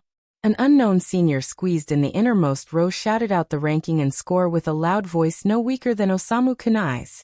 First year. First. Rin Kiyono. 888 points. With such a malicious number, Toru Watanabe suspected that she did it on purpose. Compared to this, damn it. I stayed up late to revise. Why couldn't I beat this literary girl who only read miscellaneous books? What happened to the saying that the heavens reward the diligent? It's all a lie. Toru Watanabe looked at the corridor between the teaching building and the activity room. It was as if he could see Rin Kiyono, who was on her way to the activity room. She flipped her long hair and snorted disdainfully, laughing at his antics in the morning. However, he wasn't the only one who felt worse than Toru Watanabe. For example, the other boys in the class were either depressed or wailing in pity.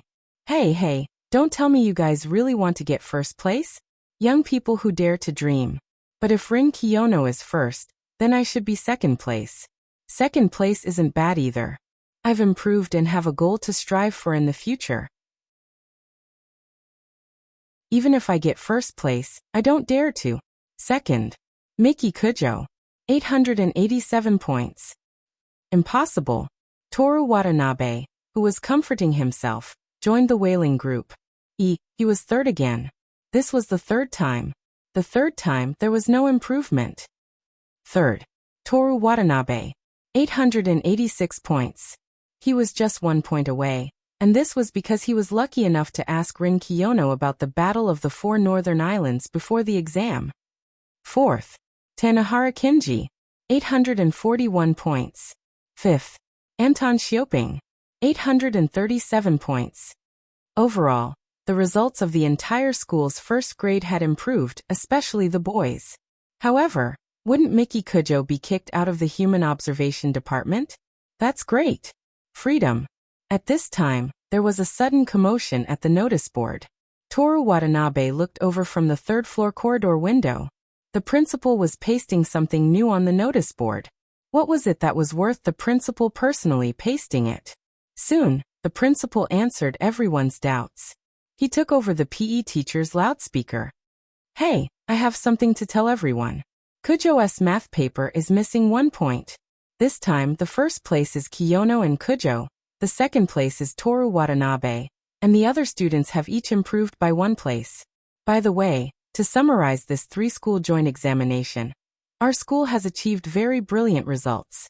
It's all thanks to the efforts of all the teachers and students. In this examination, a large number of students have made great progress. Looking at the principal who became long-winded as soon as he started to speak to the whole school, Toru Watanabe deeply realized that everyone in the world had a hard time living. However, Toru Watanabe did not lose out. He had improved, right? It was good to have improved. As for whether the score was calculated wrongly, who the head of the human observation department was, he had bad luck, referring to the system's refresh. And the exam was even worse. He could not and did not want to care.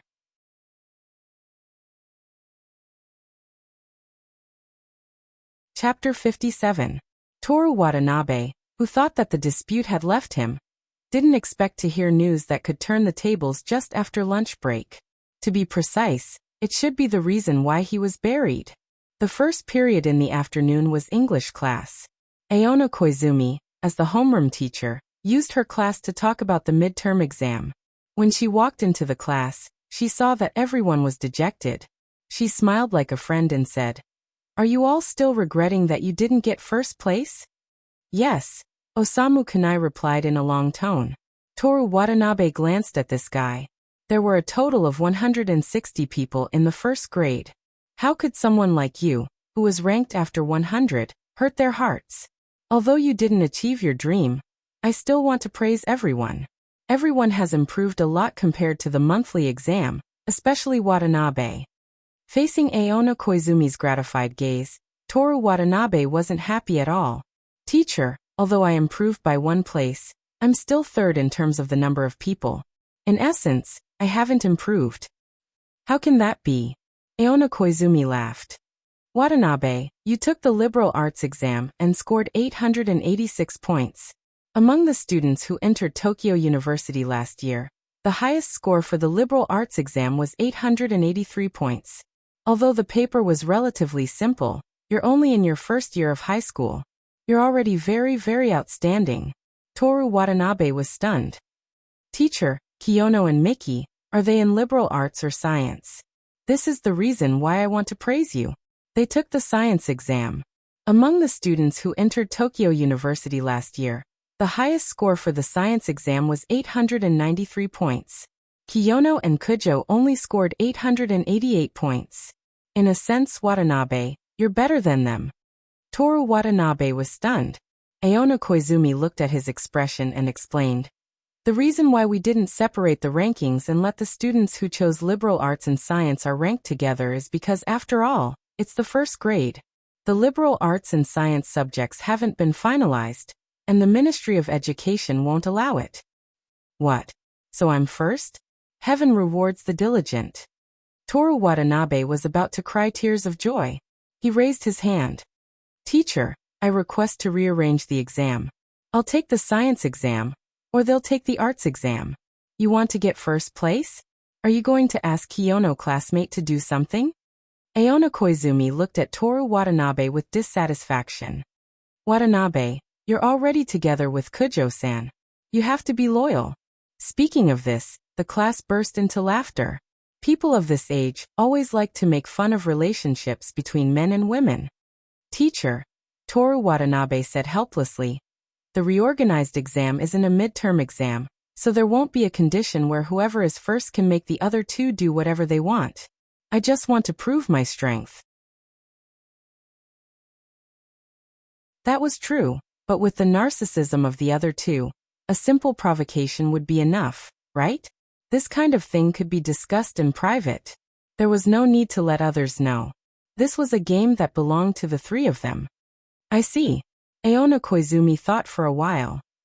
If you can get the agreement of the other two, I'll find a way to persuade the principal to arrange a test paper and an exam venue for you. That's great.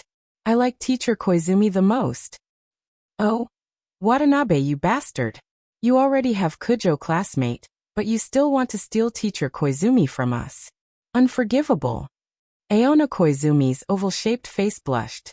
She glared at Toru Watanabe and clapped her hands to signal everyone to keep quiet. This time, other than Watanabe's excellent results, many other students have improved, such as, originally, after the midterm exam ended and the club activities returned to normal, Toru Watanabe only needed to go to the Human Observation Department on Friday. However, he had to go today. As he walked along the corridor to the club building, he felt that his footsteps were much lighter, and he felt more confident. The activity room of the Human Observation Department was located alone on the innermost side of the 5th floor of the club building. It was originally a storage room, and the walls were piled with junk. In the remaining space, there was an old beach table. Of course, this was before. When Miki Kujo stepped into this activity room, other than the beach table and steel chair, the room was decorated into a small but luxurious living room. Toru Watanabe liked this activity room the most. At dusk, the whole room would be dyed with the color of honey by the setting sun. A breeze blew in through the open window and flipped Rin Kiyono's book on the beach table, or his Spanish dictionary. Now this activity room was about to become his private territory for studying fashion and design. In addition, he had already decided that if he got first place in the retest, he would waste 10,000 points to exchange for the proficient level of photography. He couldn't understand why Toru Watanabe, who had always been rational, would do this. But men were slaves to their desires, whether it was power, beauty, or money. Toru Watanabe didn't like power, and he only had enough money to use. He didn't have much desire for beauties either. He was just a pure photography enthusiast. Forgive him for this little bit of personal interest. Photography is about light. As long as the light is good, everything will look good. The light in the activity room is very good. He pulled open the door of the activity room. The atmosphere inside seemed very peaceful. Miki Kujo and Rin Kiyono were reading and eating as usual. But without thinking, they must have reached some kind of compromise after some debate. Aha! Toru Watanabe cleared his throat. Good afternoon, both of you. I have something to tell you. What is it? Rin Kiyono responded while continuing to read the hardcover book in her hand. Toru Watanabe told them about the arts and science subjects. So I think, for the sake of fairness, we should redo the exam. Watanabe-san. Rin Kiyono was still reading the book in her hand. Don't find excuses for yourself. People can only move forward when they admit defeat. Miki Kujo added disdainfully. When you're not strong enough, you have to learn to obediently submit to the strong. And so Toru Watanabe, who had been fantasizing and fighting against fate, was destroyed before his will could be conveyed.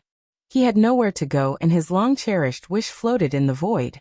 Although he didn't really want to do anything to the other two girls. I'll go back first today. After saying this in low spirits, Toru Watanabe prepared to leave this annoying activity room. I'll let them go this time. Next time, I'll get first place fair and square. By the way, Rin Kiyono said, please post this on the bulletin board of the club building. Toru Watanabe took the flyer. It said, to help you achieve love. If you need help, please come to the Human Observation Department on the 5th floor. We'll keep your secret. Please believe in our ability. Bye, Human Observation Department. You're really going to do this?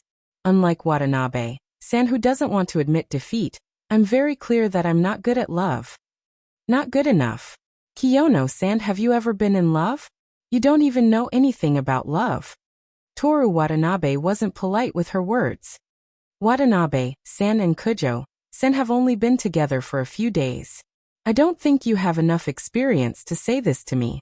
That was what he said. Boring. Miki Kujo stood up. I won't be coming here for a while. Watanabe, you're not allowed to come here either. Rin Kiyono also stood up. She leaned against the open window and crossed her arms. According to the agreement, I'm number one. I have the right to make you do anything. Miki Kujo sneered. I'm number one too. You know very well how you got number one. Of course I know, but I'm still number one. Well, Toru Watanabe said. In a sense, I'm number one, right? Both of them looked at him at the same time, then looked away. Toru Watanabe wasn't happy. If you have the ability, then take the exam again. Miki aside, Kiyono-san, do you dare to say that you can beat me? Miki Kujo looked at Rin Kiyono with a smile. Rin Kiyono flipped her long hair. I finally know why you two are together. You've already lost, but you're still not willing to accept the reality. Please answer me directly. Can you pass or not? Toru Watanabe looked straight into her eyes. Rin Kiyono slightly looked away. Why should I answer you? The facts are already very clear. On the bulletin board, Rin Kiyono is number one. Didn't you say that admitting your shortcomings is also an area where you're better than me? Toru Watanabe reminded her with bad intentions. I have 888 points, you have 886 points, and this is under the condition that I taught you the Battle of the Four Northern Islands. Speaking of this, Toru Watanabe felt like he was caught cheating. He instantly lost his confidence. Just you wait for the final exam. Oh right, are you going to take the liberal arts exam or the science exam? I want to take the same exam as you. The two beautiful girls fell into silence at the same time. Toru Watanabe laughed. Are you panicking? You must be afraid that I'll surpass you. You even said something like, that level of knowledge, it's not good if you don't understand before the teacher teaches you. And it's even worse if you don't understand after the teacher teaches you. That level of knowledge doesn't come naturally with age. Humans can be eliminated. The two beautiful girls' faces were ashen. Toru Watanabe's memory was very good.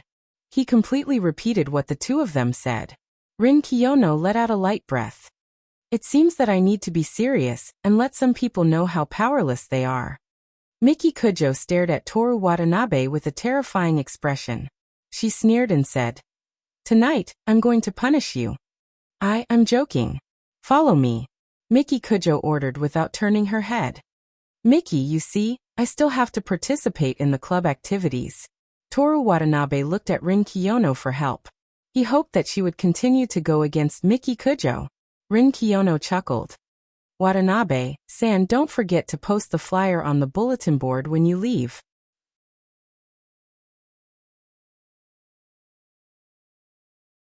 Chapter 58. Toru Watanabe followed Miki Kujo out of the school. When they passed by the baseball field, Osamu Kanai, who was resting, ran over to say hello. He first took a look at Miki Kujo, who was so beautiful that he couldn't take his eyes off her, and then punched Toru Watanabe's chest. I really envy you for having such a beautiful girlfriend like Kujo-san. Shallow. Toru Watanabe pretended to be proud and said, You only see Miki's appearance, but you don't see her true nature. If you see her true nature, you won't even have time to run. This sentence was only in his mind. Where are you guys going? Is the club activity over? Well, how do I say this? Miki wants to play a little game with me, you know? Who allowed you to stop?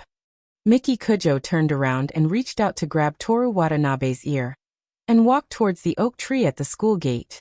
Toru Watanabe said to the envious Osamu Kanai, Did you see that? Jealous and henpecked are the things I like most about her. It hurts, Miki, be gentle. Osamu Kanai was so jealous that he raised his baseball bat and made a gesture of swinging it at Toru Watanabe with all his might. But he certainly didn't expect that Toru Watanabe was really in pain. Miki Kujo only let go of Toru Watanabe when his ear was pulled behind the oak tree. I'm going abroad for a while. Toru Watanabe rubbed his red ear and made a sound of regret. Freedom. That's great. Miki Kujo raised her index finger and rudely poked Toru Watanabe's nose, who was about to smile uncontrollably. You better be careful. If I find out that you're getting close to another girl. She didn't finish her sentence and only revealed a bloodthirsty sneer. Then it's a promise.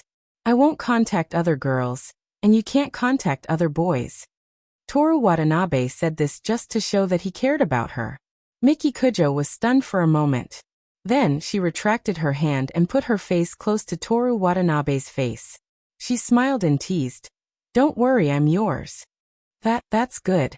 Toru Watanabe leaned back slightly, putting some distance between them. He was a little unable to control his body that was almost 16 years old. Take it. What's this? Toru Watanabe took the card from her. You'll have to spend more than $1 million a month in the future. Why? I don't need that much. Besides, I'm just a student, so I don't have anywhere to spend money. That's your business. Miki Kujo stood up straight. $1 million is just the beginning. There'll be more in the future. You'd better get rid of the mentality of taking money too seriously. You don't think that as my man, you only need to stay in school to study and take exams, right? You want to bring me into the so-called high society? Like a high-class ball? Or follow you to do business? Toru Watanabe could only think of these. Miki Kujo didn't confirm or deny it. She just sneered and said, You'd better pray that you don't embarrass me. Toru Watanabe looked at the card in his hand. I'll return the card to you. I really don't need so much money. Also, what if I develop the habit of spending extravagantly and spend more of your money in the future? What if I have no money to spend after we break up? Looking at Toru Watanabe's serious expression, Miki Kujo smiled contemptuously. You can only spend as much as I ask you to. Don't think too much about what to do after we break up. You won't have to think about money when the time comes. Don't have to think about money? You must mean that the breakup fee will be a lot, right? Take a guess. Under the lush green oak tree, Miki Kujo revealed a devilish smile. The next day, Miki Kujo took a long leave again. Just like in April, she disappeared from Kanagawa High School. Somewhere in the world, she used her extraordinary IQ to deal with things that most high school students couldn't even imagine in their lifetime. This was also the last day of his activities to get back together with Yoshimi Tamamo. Toru Watanabe gave up. With Miki Kujo's desire for control, she would definitely send someone to monitor him. For himself, and for the innocent Yoshimi Tamamo's safety, giving up was the right choice. You only have one life.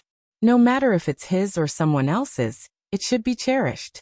Like a protagonist in a hot-blooded manga, rushing forward without caring about anything was not something that Toru Watanabe, who was always ranked third in school and first in liberal arts, would do. Time seemed to return to the time before the water of imperial tea incident, when Toru Watanabe resumed his peaceful high school life. Other than being teased about his girlfriend by his classmates and being ignored by Yoshimi Tamamo in the hallway, his biggest worry was how to complete the mission that cost him 1 million yen every month. Just like that, it was Friday. It was another day to go to the activity classroom. Watanabe, do you want to go to the arcade after the activity? After the last class, Keisuke Saito invited him as he was packing his bag. Okay. Right, do you two want to go swimming with me? Swimming. In the gym. Just treat it as playing. Do you want to sign up for a membership? Osamu Kunai asked. No, there's a one-time membership.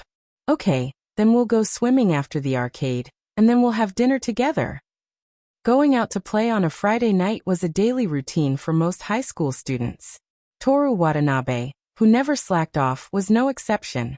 Everyone was playing when they were playing, but at the same time, they were good at studying, and those who were good at studying but not playing. Which was smarter? Of course it was the latter. Toru Watanabe believed that he was undoubtedly the smartest of the smartest. Toru Watanabe grabbed his bag and left the classroom. He walked towards the club building. The windows in the hallway were covered with water droplets. The plum rain that covered Tokyo from Okinawa was expected to last until July. He opened the door to the activity classroom. This is... Toru Watanabe looked at the unfamiliar girl sitting in front of the beach table. A new member?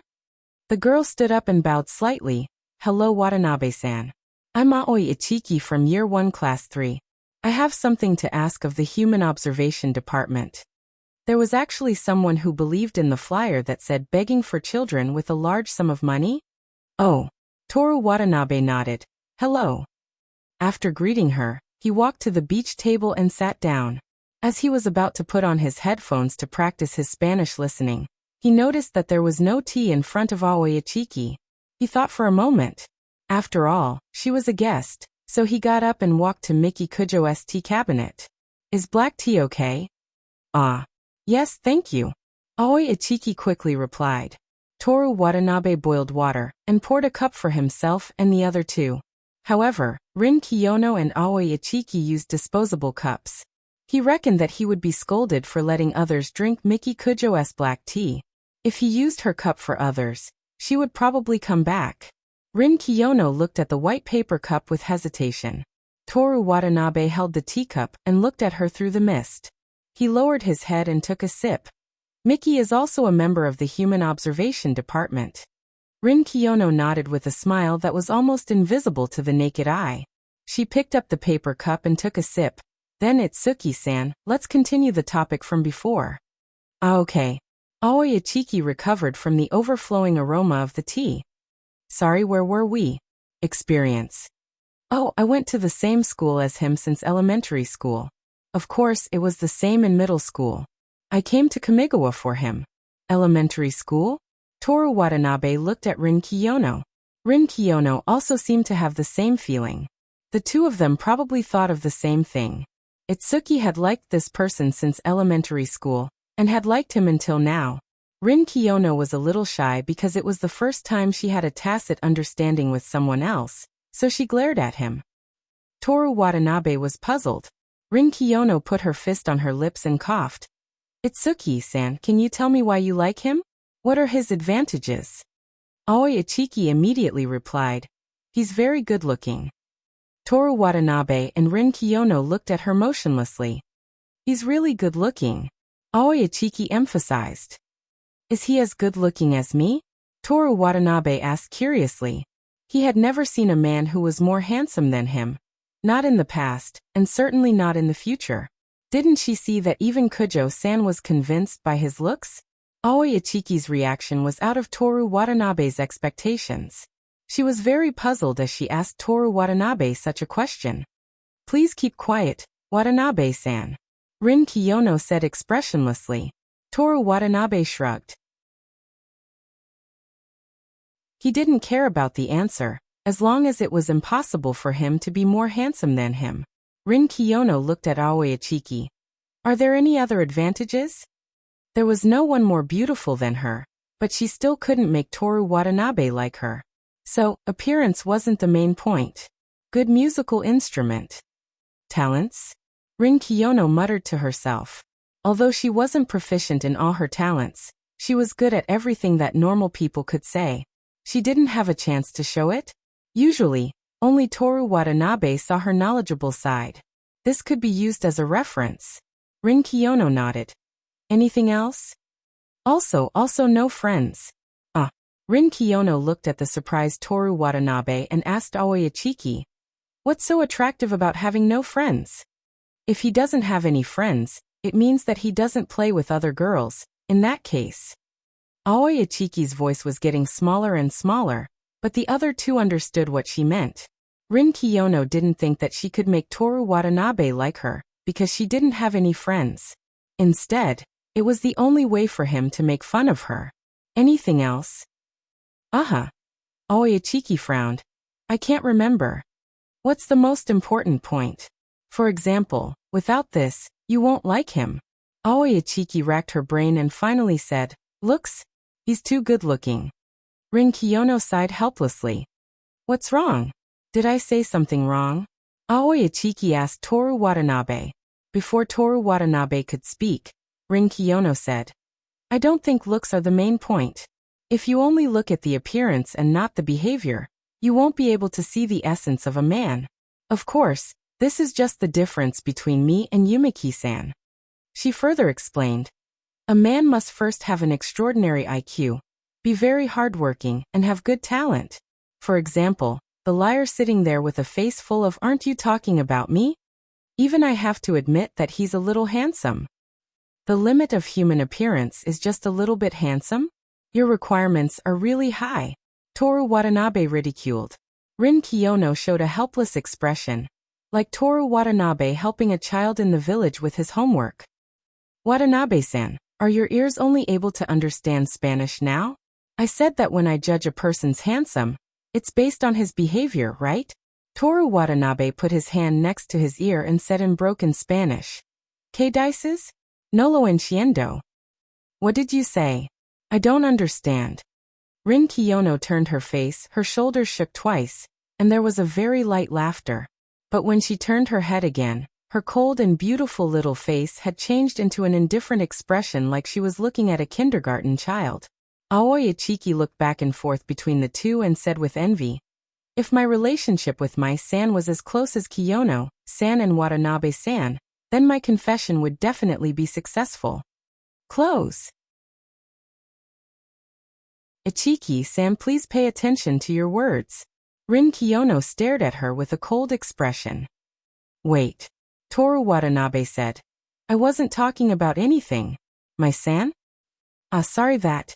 Actually, I like third year my Asahi-san, so I should have used her. But, Aoi Ichiki said awkwardly, I subconsciously thought of my san as him. Do women like women? Rin Kiyono rubbed her forehead with a headache.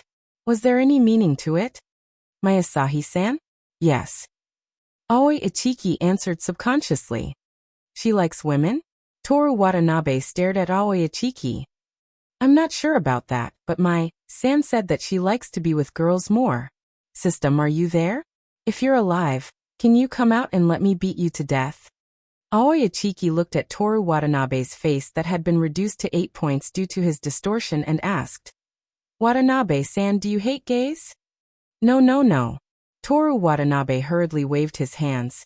It's my own fault, it has nothing to do with you or gays. I support all true love, especially Yuri love, especially love between cute girls. For example, if Kiyono-san and Miki-san. Before he could finish, Rin Kiyono's sharp gaze landed on him. Although there were many boys in Kanagawa High School who were excited by her cold gaze, it was only a small portion of them. Toru Watanabe was obviously not one of them. He only felt that the temperature in the club classroom had dropped. Rin Kiyono retracted her freezing ray and said to Aoi Ichiki, who was at a loss, "Since my Natsuki likes girls, then it's easy to deal with. Is there a way?" Aoi Ichiki asked in surprise. "Although it can't be used as a reference, I'll just ask. Watanabe-san, as the only male here, what kind of girls do you like?" Rin Kiyono asked. "Miki Kujo." Rin Kiyono laughed without holding back, but didn't expose him. She said to Aoi Ichiki, "I don't know what kind of girls my Natsuki likes, but to be safe, you can learn from me. There's no one who doesn't like me. Except for this liar beside me who's full of lies." Kiyono-san? That you? Aoi Ichiki made a difficult expression. Faced with Rin Kiyono's puzzled expression, Aoi Ichiki looked at Toru Watanabe. Hey, you're just leaving me to deal with bad luck? Do you think Rin Kiyono will let me off the hook? Rin Kiyono's legs were closed without any gaps, and her back was straight. She stared at Toru Watanabe. "I hate it when people lie, so if you have any opinions, just say it." "You won't be angry?" "Of course not. If that's the case, then I won't hold back. First of all, your chest is as flat as the Kanto plane. Second of all, you don't know how to joke, and you don't like people to joke around with you. Third of all, you have very high expectations of others. Third of all, you'll definitely expose the lies that others tell you, whether they mean well or not. In short, Kingo-san, other than your natural beauty and intelligence, you're completely useless, and you can't be a typical popular girl. From next week onwards, members of the Human Observation Department, know you Toru Watanabe-san, must go to the activity room every day." "Didn't you say you weren't angry?" "I'm not angry, Watanabe-san. I'm just being difficult." Rin Kiyono's expression was kind, but there was no warmth in her smile. Toru Watanabe was speechless.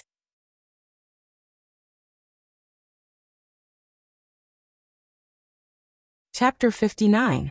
"Kiyono-san, are you joking?" Toru Watanabe asked again in disbelief. "I never joke," Rin Kiyono said emotionlessly. "Forget it, I'll be studying wherever I go." Now that he thought about it, when he came to the Human Observation Department to study, apart from the air conditioning and the various fruits, juices and cold drinks in the fridge, which Miki Kujo still replenished every day after she left, there was also Rin Kiyono, who was a Wikipedia expert who would go to any place he didn't know. Surprisingly, it was a good place. Yes, bravely accepting the unsatisfactory reality, and finding advantages in it was also one of the great guarantees that Toru Watanabe's future was destined to be. Actually, without Miki Kujo and without a job, Toru Watanabe felt that studying in the activity classroom was nothing. Compared to this, he was more concerned about another matter. "Iki-san, are you sure that Senior Mayasahi really likes girls? She prefers to be with girls, but that doesn't mean that she's a girl." Rin Kiyono also looked at Aoi Ichiki and waited for her answer. Aoi Ichiki hesitated.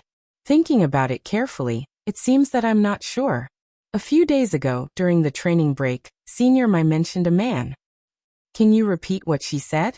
Rin Kiyono asked. At that time, everyone was talking about a TV series, and they talked about their favorite male idol. In the end, it seemed like Senior Asako Hanada was a second-year student. She asked Senior Mai if there was a boy she thought was handsome. Aoi Ichiki recalled the scene at that time and felt jealous. She said somewhat angrily. Senior Mai said, "It's the boy who walked past the corridor that day." Then Senior Asako Hanada said, "Eh?"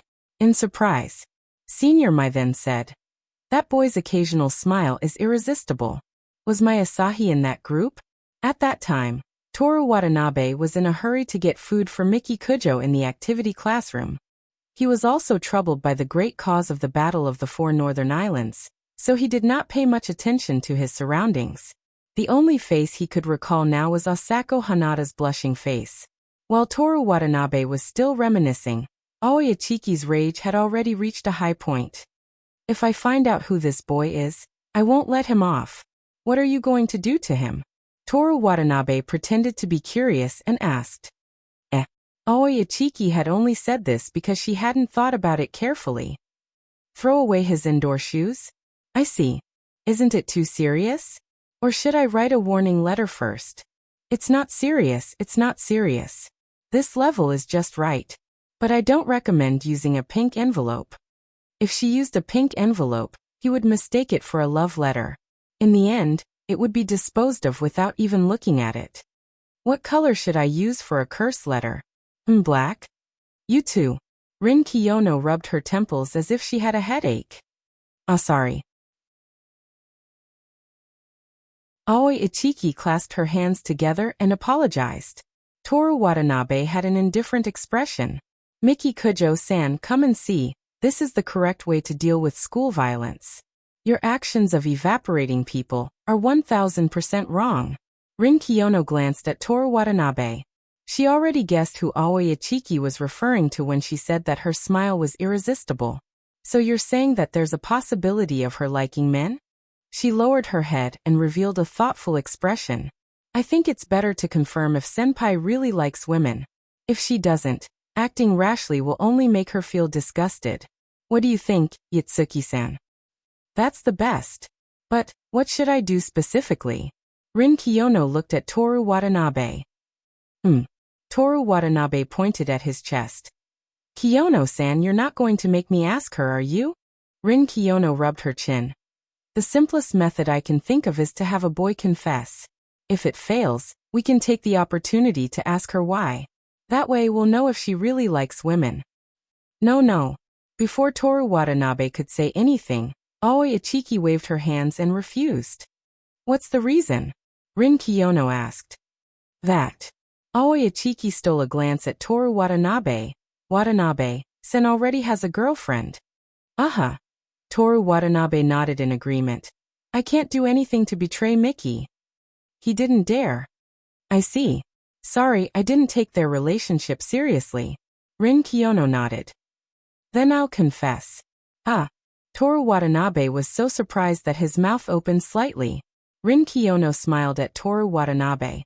You don't think that I'm the kind of person who only lets other people do it, and then backs down when it's my turn, do you? Toru Watanabe couldn't help but look at her with admiration.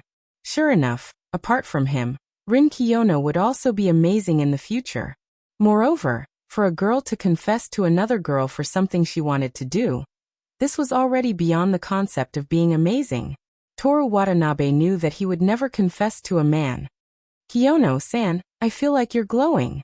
It's because Watanabe-san, you're too dark. I wanted to say that I'd be happy to be friends with you. No need, thank you. Rin Kiyono rejected him without even thinking. But you don't lie, right?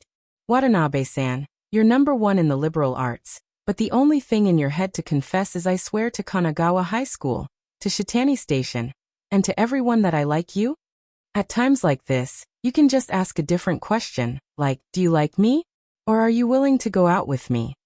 So that's why? Aoi Ichiki quietly interrupted their conversation.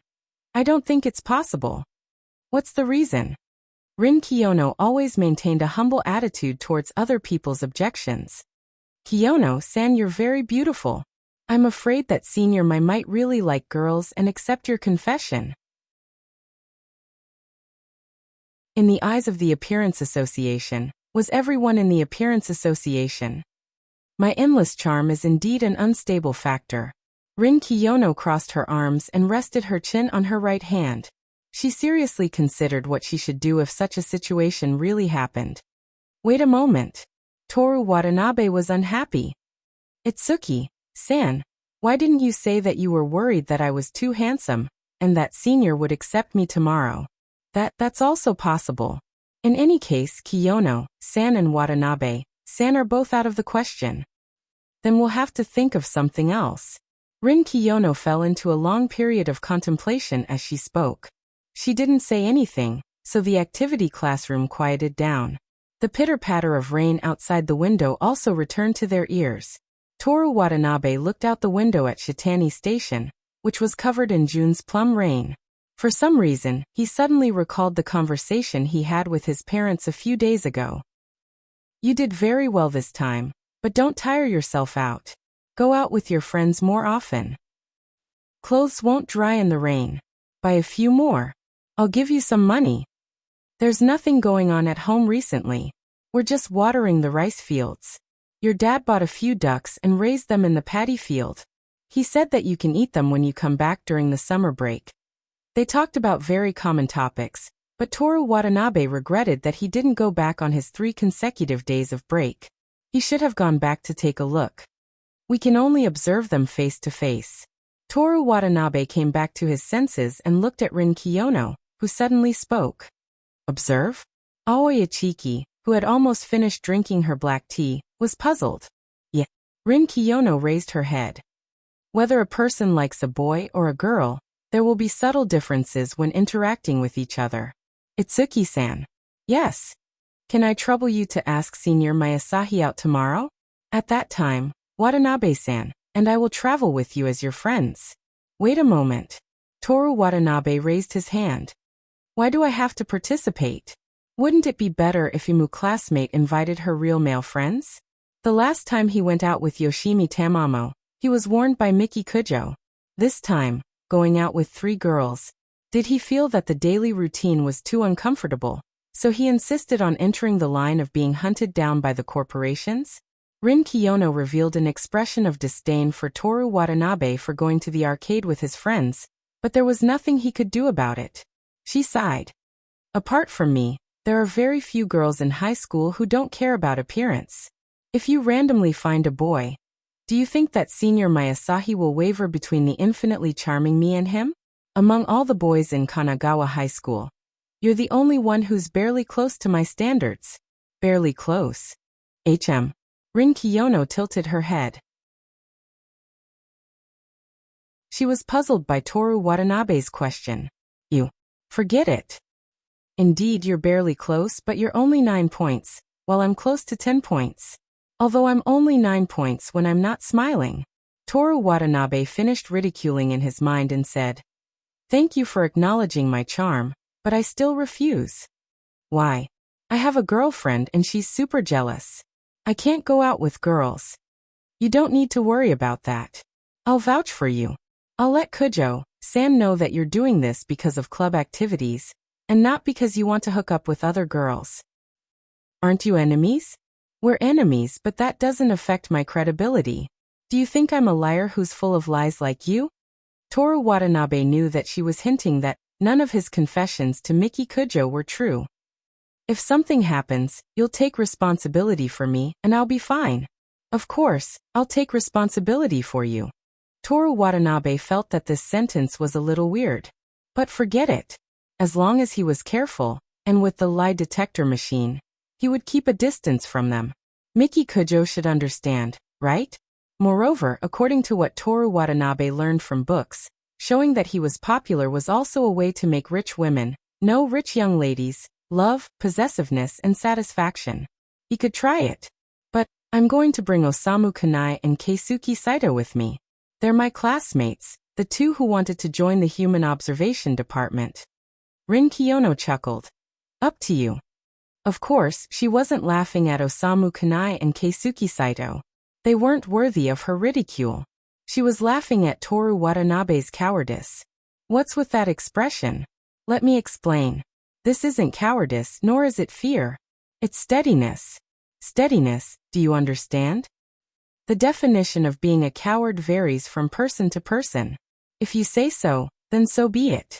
Rin Kiyono brushed off Toru Watanabe and looked back at Aoi Ichiki. Can you do it, Ichiki? Ask my Asami out to play. Aoi Ichiki was hesitant. Ichiki, since you've come to the Human Observation Department, you should be prepared. Aoi Ichiki remembered that Mayasahi was about to graduate. If she couldn't convey her feelings before the end of the summer, she wouldn't have another chance. She put on a look of desperation. I'll do my best. Yes, I'll leave it to you. No, I'm the one who's troubling you. Aoi Ichiki quickly waved her hand. Oh right, let's add each other's line so that we can contact each other. Line? Rin Kiyono shook her head. I don't have one. Is it so unbelievable that you don't have a line? Rin Kiyono looked at Toru Watanabe, as if she was looking for the same kind of person. Although Toru Watanabe really wanted to mock and ridicule her, lying wouldn't work. That's not it, he honestly said. Before I came to Tokyo, I had to rely on landlines to contact my friends in the village. I didn't even have a cell phone, let alone a line. Rin Kiyono nodded and looked at Aoi Ichiki with a "that's it, it's not something to be surprised about" expression. Aoi Ichiki didn't know what to say for a moment. Were these two people still living in the Showa era? Looking at her expression, Rin Kiyono thought for a while and suggested, "I'll download it and use it until I help you complete your request." "Thank you, Kiyono." After that, Aoi Ichiki taught Rin Kiyono how to install Line on her cell phone and register an account at the same time. "Kiyono-san, this is an ID, not your real name. I saw that in your account, everyone is using their real name." "That's a note I added myself." "If that's the case, why didn't you use your real name from the start? We all know each other." Sometimes I add people I don't know. Before I confirm that we can be friends, it's more convenient to chat with an ID. I won't do something as frivolous as adding people I don't know. Besides, I'll only use this app for a while, so I'll just use my real name." That's it. Also, no matter how I look at it, there's no difference between Line and email. Why would you download this? Because it's more convenient, and you can share a chat channel with many people. The interface is also more fashionable. Also, Kiyono-san, look, there's a lot of cute emojis. So that's the case. Wait a moment, can I take a look at the moving dolphin picture again? Toru Watanabe looked at Rin Kiyono, who was completely immersed in the app. He felt like he was looking at his mother, who went from being ostracized to being addicted.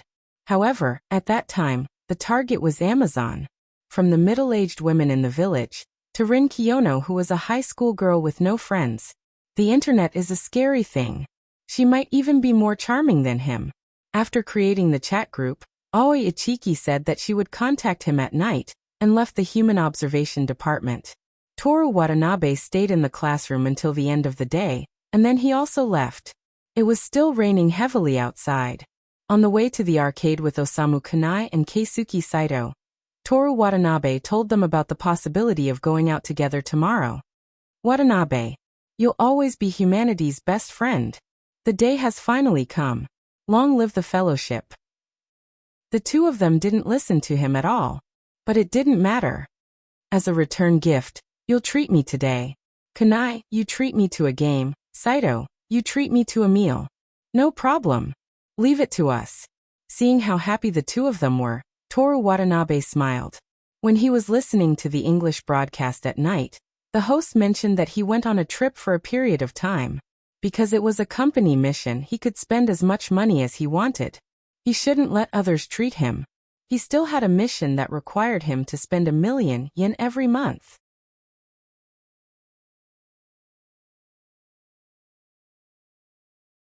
Chapter 60. It was clearly a Saturday, but the gathering time was at 7 o'clock. Toru Watanabe felt that there was a reason why Masahi didn't have any friends. Although he thought so, it wasn't a problem for him, because every morning at 6 o'clock he was already running on Shinjuku Avenue. The gathering place was at the Shinjuku Station South entrance. After crossing the road there, he could take the bus to today's destination, Fujikyu Theme Park. When Toru Watanabe walked out of the ticket gate, there was still 5 minutes before 7 o'clock, but everyone else had already arrived. The first person he saw was Rin Kiyono, who was listening attentively to Aoi Ichiki. She was wearing a Western-style short-sleeved shirt and a pair of high-waisted jeans. He had to admit that her body proportions were really perfect, and her face was so beautiful that people couldn't take their eyes off her. Even Aoi Ichiki, who was standing next to her, didn't have any sense of existence. On the other side was Asako Hanada, who was wearing a white sleeveless dress, and a tall girl. Long hair that reached her waist, clear and indifferent black eyes, fair skin, slender figure, and medium-sized breasts. She gave people a feeling that everything was perfect. This should be Masahi. Just from her appearance, she was indeed a rare beauty. Aoi Ichiki was attracted to her appearance, and it wasn't unreasonable for her to like her since elementary school. According to Toru Watanabe's evaluation, she was probably around 8 points. Watanabe, you're so slow. Fine, please eat breakfast. As they spoke, Osamu Kanai and Keisuke Saito walked over. The two of them rushed over early, but when they saw the 4 outstanding-looking girls, they didn't even dare to greet them. They only relaxed when Toru Watanabe arrived. There's still 5 minutes before 7 o'clock, right? But forget it, I'll treat you guys. Toru Watanabe walked over. Keisuke Saito wore a pink shirt and tie, while Osamu Kanai wore a very cool jacket. The two of them were dressed very formally. Toru Watanabe wasn't any better. Of course, he didn't have the intention to dress up, but his casual clothes were chosen by Miki Kujo. In the eyes of the others, he was a real fashionable handsome guy. In addition, his body was getting better and better, and he was reading more and more books. His back was straight, he looked full of confidence. When he came out of the south entrance, almost all the women around him subconsciously looked over. When they saw him walk on the road, they would definitely be a handsome guy in their next lifesizes. Toru Watanabe greeted the others. Good morning. Ching Yi-rin nodded at him and replied softly, good morning. S's mornings as a student's Watanabe-san, good morning, you look very handsome today. Thank you. You're also very cute. After the humble conversation with Aoi Ichiki ended, Toru Watanabe looked at the other 2 girls. Hanada-senpai, Asaka-senpai, good morning. Mayasahi stared at him motionlessly and nodded without any extra emotion. In contrast to her, the petite and cute Asako Hanada was very shy. She even hid half of her body behind the tall Mayasahi. Kuin Watanabe, hello. Kuin Watanabe? That because it's outside of school, so, looking at Asako Hanada's shy face that looked like she was about to faint from heat stroke, Toru Watanabe hurriedly said that she could call him whatever she wanted. After that, Toru Watanabe treated Osamu Kanai and Keisuke Saito to breakfast, bread and rice balls. He did not ask the 4 girls if they had eaten breakfast, because it was obvious that spending money on women was forbidden in Kujio Miyoshi's world. At 7:15, the 7 of them got on the bus to Fujikyu theme park. Because there was an extra person, Toru Watanabe took the initiative to sit with an unfamiliar man who was sleeping as soon as he got on the bus. Across the aisle was Rin Kiyono, and next to Rin Kiyono was Aoi Ichiki. Just as Toru Watanabe took out his phone to listen to English songs for a while, he received a message from line. Keisuke Saito. Is that cute girl Asako Hanada? Osamu Kanai. Yes. Isn't she cute? Keisuke Saito. Yes, she is. She's so cute that I don't think you have a chance. Osamu Kanai. Don't look down on me. If Watanabe can win the heart of the Kujo family's eldest daughter, why can't I? Osamu Kanai. Okay, I admit that I don't dare to pursue her. I don't think I'm good enough for her. Keisuke Saito. Oi Ichiki suits you. She's in the same grade, and she's a little cute too. Osamu Kanai. I think she's good too. She's easy too. She can be the perfect first love. Osamu Kanai. Watanabe, think of a way to take Rin Kiyono away later and create an opportunity for me. Osamu Kanai. Saito, you're responsible for helping me think of a topic when I can't talk anymore. Keisuke Saito. No problem. Toru Watanabe. Osamu Kanai. A barbecue meal. After replying with a no problem, Toru Watanabe felt a headache coming on. Although he sympathized with Osamu Kanai and wanted to tell him the real purpose of today's outing, it wasn't his place to reveal his client's private matters. He could only wrong him. At most, he'll treat him to a barbecue meal. Toru Watanabe silently mourned for him. The moment of silence was interrupted by a message in the chat group called Aoi Ichiki's Think Tank. Aoi Ichiki. I'll have to trouble the 2 of you today, >= Toru Watanabe. Why isn't it Suki classmate sitting with Minato-senpai? Aoi Ichiki. Well, Aoi Ichiki. Actually, I only succeeded in asking my senpai out because of Asako Hanada. Aoi Ichiki. Toru Watanabe. Didn't you say that Minato-senpai doesn't have any friends? Aoi Ichiki. They're close but they're not friends. Hanada-senpai had to persuade my senpai for a long time to ask her out. Toru Watanabe. I see, I understand, just like me and Rin Kiyono. Qing Yi-rin glared at her from across the aisle. Then she quickly typed on her phone with her slender fingers. Rin Kiyono. It's true that I don't have any friends, and I admit that Watanabe classmate is my closest friend, but we're barely acquaintances. No matter how much you beg me, I won't agree to go to the amusement park with you. If an amusement park can't do it, then an aquarium can. When Toru Watanabe looked over, he saw Seino Rin staring at his phone screen with a serious expression. Just when Toru Watanabe thought that she had started reading her ebook, another message popped up in the group. It was an angry dolphin emoji with puffed-up cheeks. Seeing Rin Kiyono's involuntary smile, Toru Watanabe suspected that she just wanted to try sending dolphin emojis. Aoi Ichiki. Anyway, please find out my senpai's sexual orientation. Then there was a geisha wearing a kimono with a snow-white face, accompanied by a picture of please. Rin Kiyono. Itsuki classmate, please think of a way to distract Hanada-senpai so that Watanabe classmate and I can be alone with her. I'll carefully observe her expression. Also, please observe her carefully together. After all, I can see through other people's lies, and I've studied facial expressions and movements, but I don't have any practical experience in love. Ichiki okay. Toru Watanabe. Can't you read a long paragraph separately? You're making me dizzy. Rin Kiyono. Do you need me to get you a pair of reading glasses, Toru Watanabe classmate? Toru Watanabe. To be honest, tomorrow is my birthday. You can buy me a pair. After sending the message, Toru Watanabe raised his head and looked at Rin Kiyono across the aisle. As expected, her face was cold.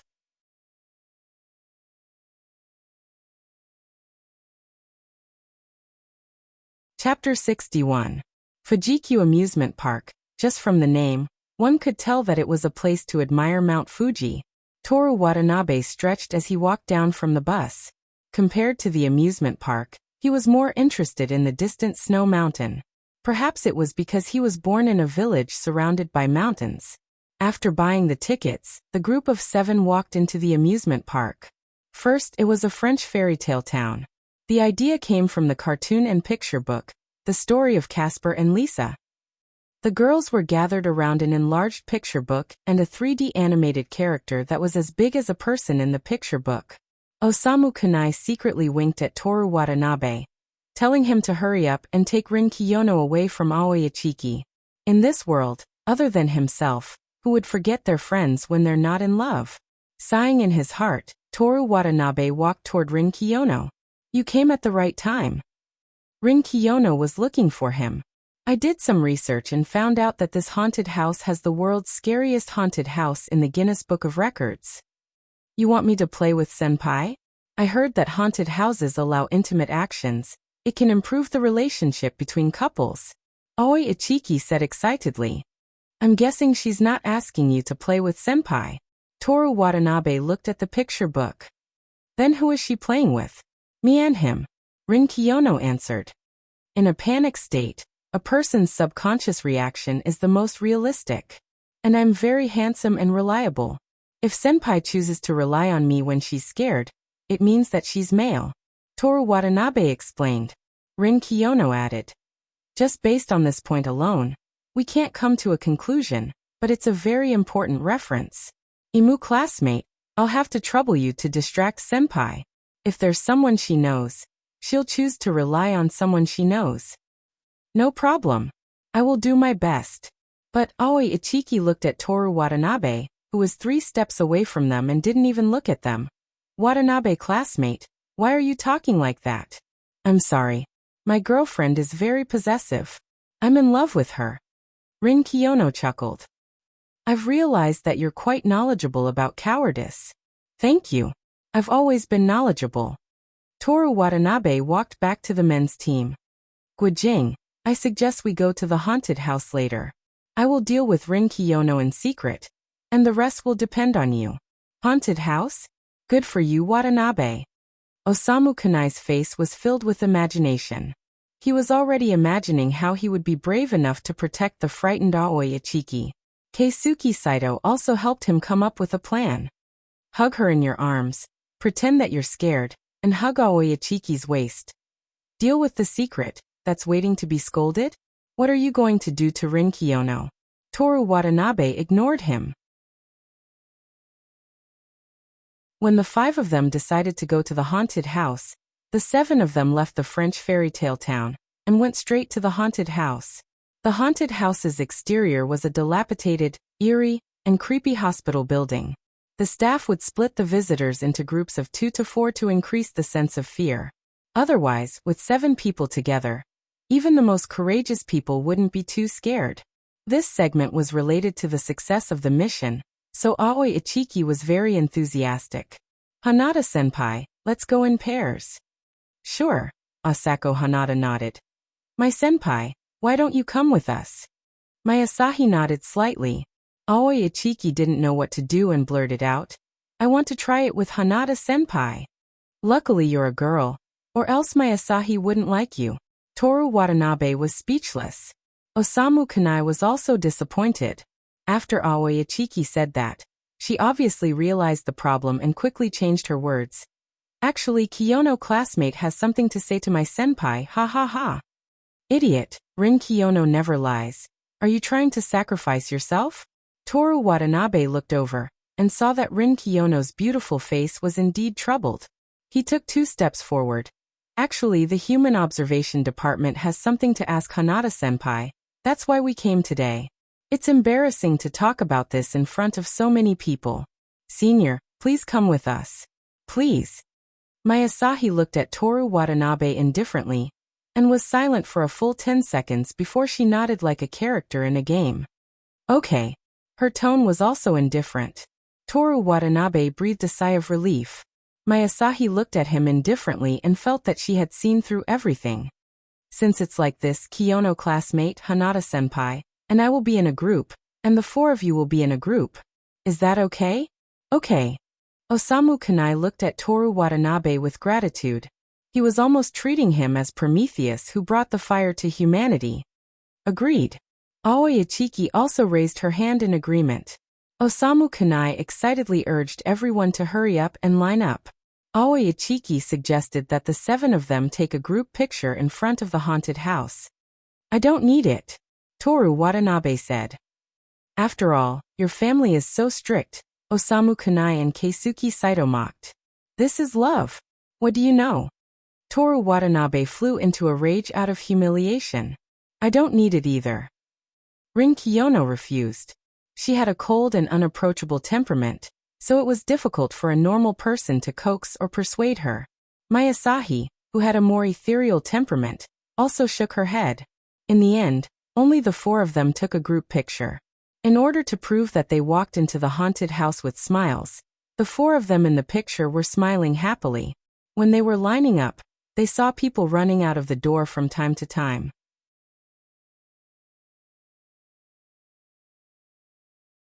Some of them were screaming as they ran, while some of the girls knelt on the ground after they came out. So exciting. Osamu Kanai rubbed his hands together. It was unknown whether he was excited or scared. Aoi Ichiki hugged Asako Hanada nervously. It was their turn soon. After they left, it was Toru Watanabe's turn. A staff member led them to a small room and watched a horror short film about the background of the hospital. After the film ended, the staff member handed over a small flashlight. He pulled open the curtain and said, "Please hold hands." Hold hands? Toru Watanabe repeated. Yes. The staff member pointed at a sign on the side. It said that in order to prevent people from getting lost or being too scared, guests were required to hold hands when they entered. There were definitely no Miki Kujo's subordinates here, but holding hands. For a moment, none of them moved. Come on. Rin Kiyono was the first to step forward. She opened her hands. My Asahi glanced at Rin Kiyono's hand and reached out to hold it. Rin Kiyono felt it carefully. It was just a normal handshake. There was no nervousness, shyness, or greed. She was trying to figure out my Asahi's sexual orientation through this action, when her other hand was suddenly held. It felt like she was wrapped in a warm towel. A man's hand was so big and so hot. Her eyelashes fluttered slightly. She purposely avoided looking at Toru Watanabe. The adventure officially began. The three of them held hands. Toru Watanabe held the flashlight and walked nervously down the narrow corridor. The surroundings were filled with the smell of hospital disinfectant. The chilly wind blew, and the terrifying sound of scalpels cutting through skin was faintly discernible. When they passed by an operating room, a person covered in a white cloth was lying on the operating table under the bright light. His nostrils seemed to be blowing air. It's too fake. Toru Watanabe was still not fully immersed in his emotions. He was still trying to evaluate the staff members' acting. It's indeed a little crude. Swoosh. Before Rin Kiyono could finish, the arm of the person on the operating table suddenly fell from the white cloth. It swayed, and finally stopped moving. It's okay. It's quite unexpected. Toru Watanabe admitted that he was shocked. But it was only the kind of shock a normal person would feel when faced with an unexpected situation. Clack! The arm that clearly belonged to a human fell off. It fell to the ground. At the joint of the arm and the shoulder, a liquid of unknown color slowly flowed to the ground. Huff huff. The white cloth on the person's face was still moving up and down. Let's go. Toru Watanabe felt Rin Kiyono's hand tighten a little. This gave him some courage. He calmed himself down and walked forward. As a man, he could not panic. Masahi followed the two of them with a calm expression. The journey was still long. The average adventure time was 30 to 40 minutes, unless they used an emergency exit midway. After that, they saw bloody handprints everywhere. Figures in white hospital gowns fell on electric fans. The smell of disinfectant gradually faded as they got used to it. Toru Watanabe and Rin Kiyono's emotions were stirred up. Although they knew that this was fake and man-made, they could not help but feel afraid. After turning a corner, they came to a corridor that resembled a morgue. Some of the long cabinets used to store corpses were sealed. Some were half exposed, and some even had a woman's long hair or limbs hanging down. Toru Watanabe took a deep breath and resisted the urge to look at the things in the cabinets. The corridor here suddenly narrowed. The three of them could only walk forward in a single file. Toru Watanabe, who was holding a flashlight, took the lead. After walking for a short distance, a visible cold air suddenly came out of the cabinets. Toru Watanabe and Rin Kiyono immediately held their breaths. They instinctively thought that the cold air had the smell of a dead person. Resisting the urge to run, Toru Watanabe calmed himself down and continued to walk forward slowly. Watanabe. Toru Watanabe shivered. My dear Kiyono, are you trying to scare me to death? Thank you for just now. What? Toru Watanabe responded as he walked forward. Just now. Someone is coming from behind. Masahi, who had been silent all this time, suddenly spoke. Rin Kiyono suddenly quieted down. Toru Watanabe looked straight ahead and asked without turning his head. Is it another tourist? He seems to be in trouble. Toru Watanabe really admired Masahi's ability to speak so calmly in this environment. Trouble? Yeah, look. Toru Watanabe slowly turned his head. Among the rows of cabinets that were filled with cold air and displayed corpses, a person seemed to be stuck and was trying to crawl out from one of the cabinets near the ground. Hiss. What's wrong? Rin Kiyono looked at Toru Watanabe's face and asked stiffly. Let's continue moving forward. Yeah. Rin Kiyono chose not to continue asking. The three of them had only walked a few steps when they heard the sound of something crawling behind them. It seemed that something had crawled out. 3 minutes later. Watanabe seems to have left. Seems like it. Are you talking about that person just now? Masahi tilted her head slightly. He was behind us and tried to pull my ankle. Rin Kiyono suddenly grabbed Toru Watanabe's arm and forced him to walk forward. Toru Watanabe did not run, but his footsteps were quick. He always thought that haunted houses were nothing. When he was in the countryside, he went into the mountains alone in the dark and played with the village children at the tombs. To be honest, he regretted it very much now. Thinking about it carefully, the reason he was not afraid in the village was because he was born there and was familiar with every blade of grass and tree. And those tombs that did not bring about any scary atmosphere were either the ancestors of the neighboring families or his own family. As for ghost movies, other than the Urban Legends series for otakus, he did not seem to have seen any other ghost stories. 30 minutes later, when they were about to reach the exit, the two of them heaved a sigh of relief. Suddenly, a metal cage fell from above and covered the three of them. The sound of the cage was deafening. After it quieted down, it was the sound of the wind blowing through the throat of a mummified corpse. Woo-woo, something was approaching. On the ceiling, a pale-faced zombie was slowly floating over. Rin Kiyono immediately buried her face in Toru Watanabe's arms. Toru Watanabe swallowed his saliva and looked nervously at the zombie. The zombie reached the front of the cage and slowly fell down like a feather. Its hollow eyes, which had been dug out, stared at the three of them. Toru Watanabe instinctively hugged Rin Kiyono's waist. Her warm and trembling body made him feel slightly relieved. Suddenly the zombie let out a terrifying scream. It was as if it was sucked into a black hole, and was quickly pulled back into the depths of the corridor. Toru Watanabe and Rin Kiyono both trembled at the same time. Mayasahi tilted her head slightly, and asked softly about the sudden appearance and disappearance of the zombie. The surroundings quieted down. Then, with another loud bang, the metal cage rose up again, and disappeared into the darkness. "Let's go out." Okay. 3 minutes later, the three of them met up with the other four. Osamu Kanai looked excited, as if he was holding Aoi Ichiki's hand. Asako Hanada was comforting Aoi Ichiki, who was so frightened that she had become autistic. Toru Watanabe looked at Rin Kiyono, as if a lifetime had passed. "Kiyono." Cough, what's the matter?" Rin Kiyono's face was as white as jade under the sunlight. "Have you gathered any information?" "I did gather some information." "And the result?" Rin Kiyono looked at Toru Watanabe with surprise and surprise. "At the very least, you like men." Rin Kiyono's face turned cold. She glared at Toru Watanabe fiercely, but she didn't leave and stayed by his side. "Didn't you guys have something to ask me?" Mayasahi, whose expression didn't change from the beginning, asked the two of them. Rin Kiyono gave Toru Watanabe a look. "Even if you want me to do it, I don't know what to say." Toru Watanabe thought for a while, and made a gesture with his hand. Minami, what's the scientific name of the musical instrument that looks like a flute, but isn't a flute?"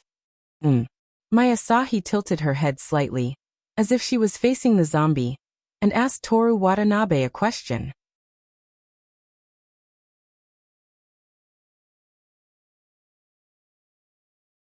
Chapter 62. It's that one. It looks bigger. This one is here, and this one. Toru Watanabe gestured. Mayasahi stared at Toru Watanabe until he was too ashamed to show his face and couldn't take it anymore. "Bring the bass sax, thank you, senior." Toru Watanabe smiled awkwardly. "After seeing it last time, I've always wanted to know what instrument it is. I've been troubled for a long time." Mayasahi nodded as if she believed him. Then, she walked towards Asako Hanada. Rin Kiyono rubbed her temples. "Can't you think of a more difficult question?" "If it's too difficult, I'm afraid she won't be able to answer." "That's true." Seijino Rin agreed. "Not everyone is as knowledgeable as I am, and I can answer every question from Watanabe-san, who's always so curious. Although I know you're telling the truth, can you not use such a narcissistic tone?" After a short break, Osamu Kanai, who had tasted the sweetness, suggested that they go on the roller coaster again. When they reached the foot of the roller coaster, they had to raise their heads to see the highest point of the roller coaster, which was like a high-voltage wire tower. The roller coaster had 2 seats in a row, and the 4 girls naturally sat together. Toru Watanabe gave the opportunity to sit with an unfamiliar girl to Osamu Kanai. Before the ride started, a staff member asked, "Is there a problem with the rumbling?" According to the rules of the game, all the passengers shouted, "It's no big deal." Then the staff member began to clap his hands and sing, "It's no big deal. It's no big deal."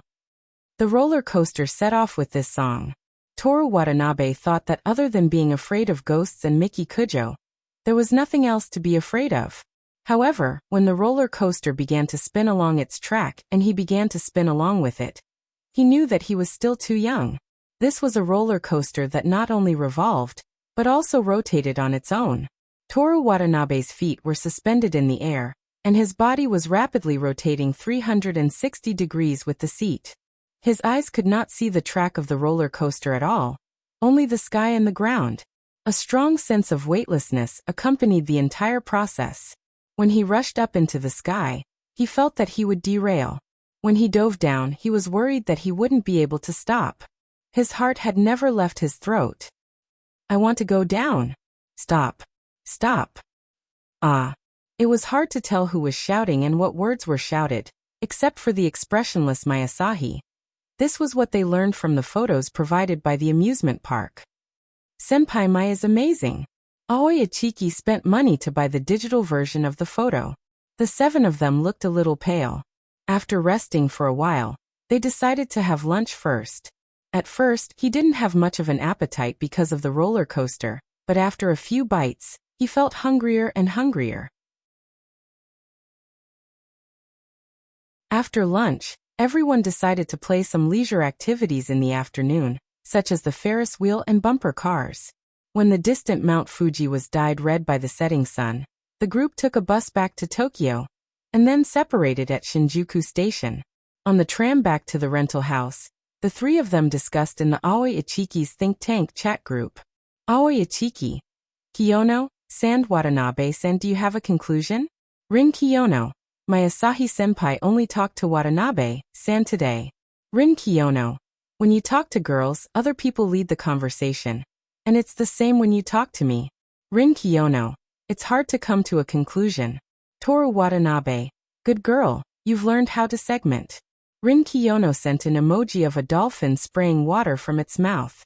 Although Toru Watanabe knew that she was asking him to shut up, looking at the emoji, it felt like she was acting coquettishly. Aoi Ichiki. Then what should we do? Rin Kiyono, sorry. Aoi Ichiki, you don't have to apologize. Aoi Ichiki. It's because of Kiyono-san's suggestion that I can play with my senpai today. I'm so happy. Rin Kiyono. I'll think of something for you.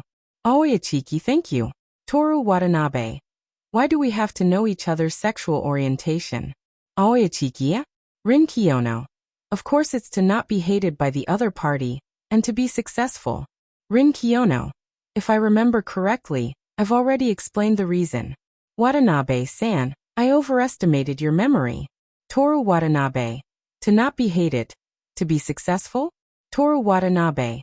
Itsuki-san, are you sure you'll be successful if you know that Mai likes girls? Aoi Ichiki, no.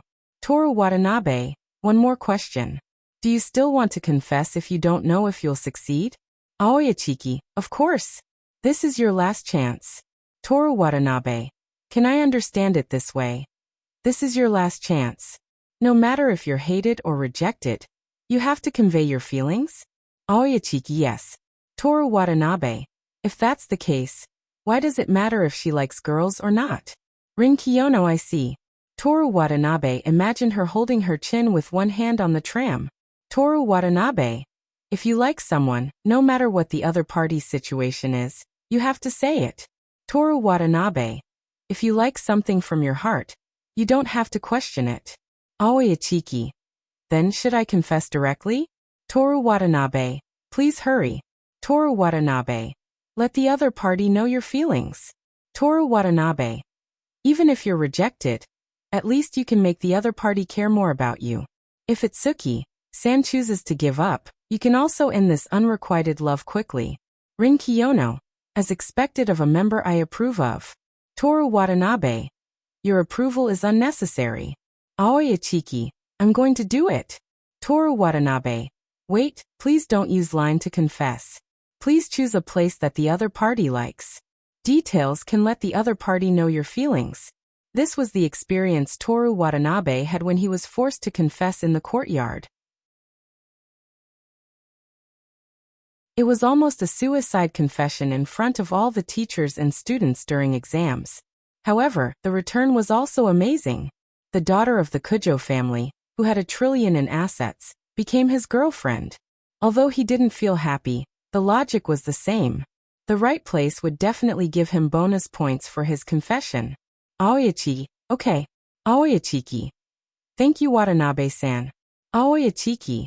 And Kiyono-san, I'll write the love report you asked me to write. Toru Watanabe. Love report?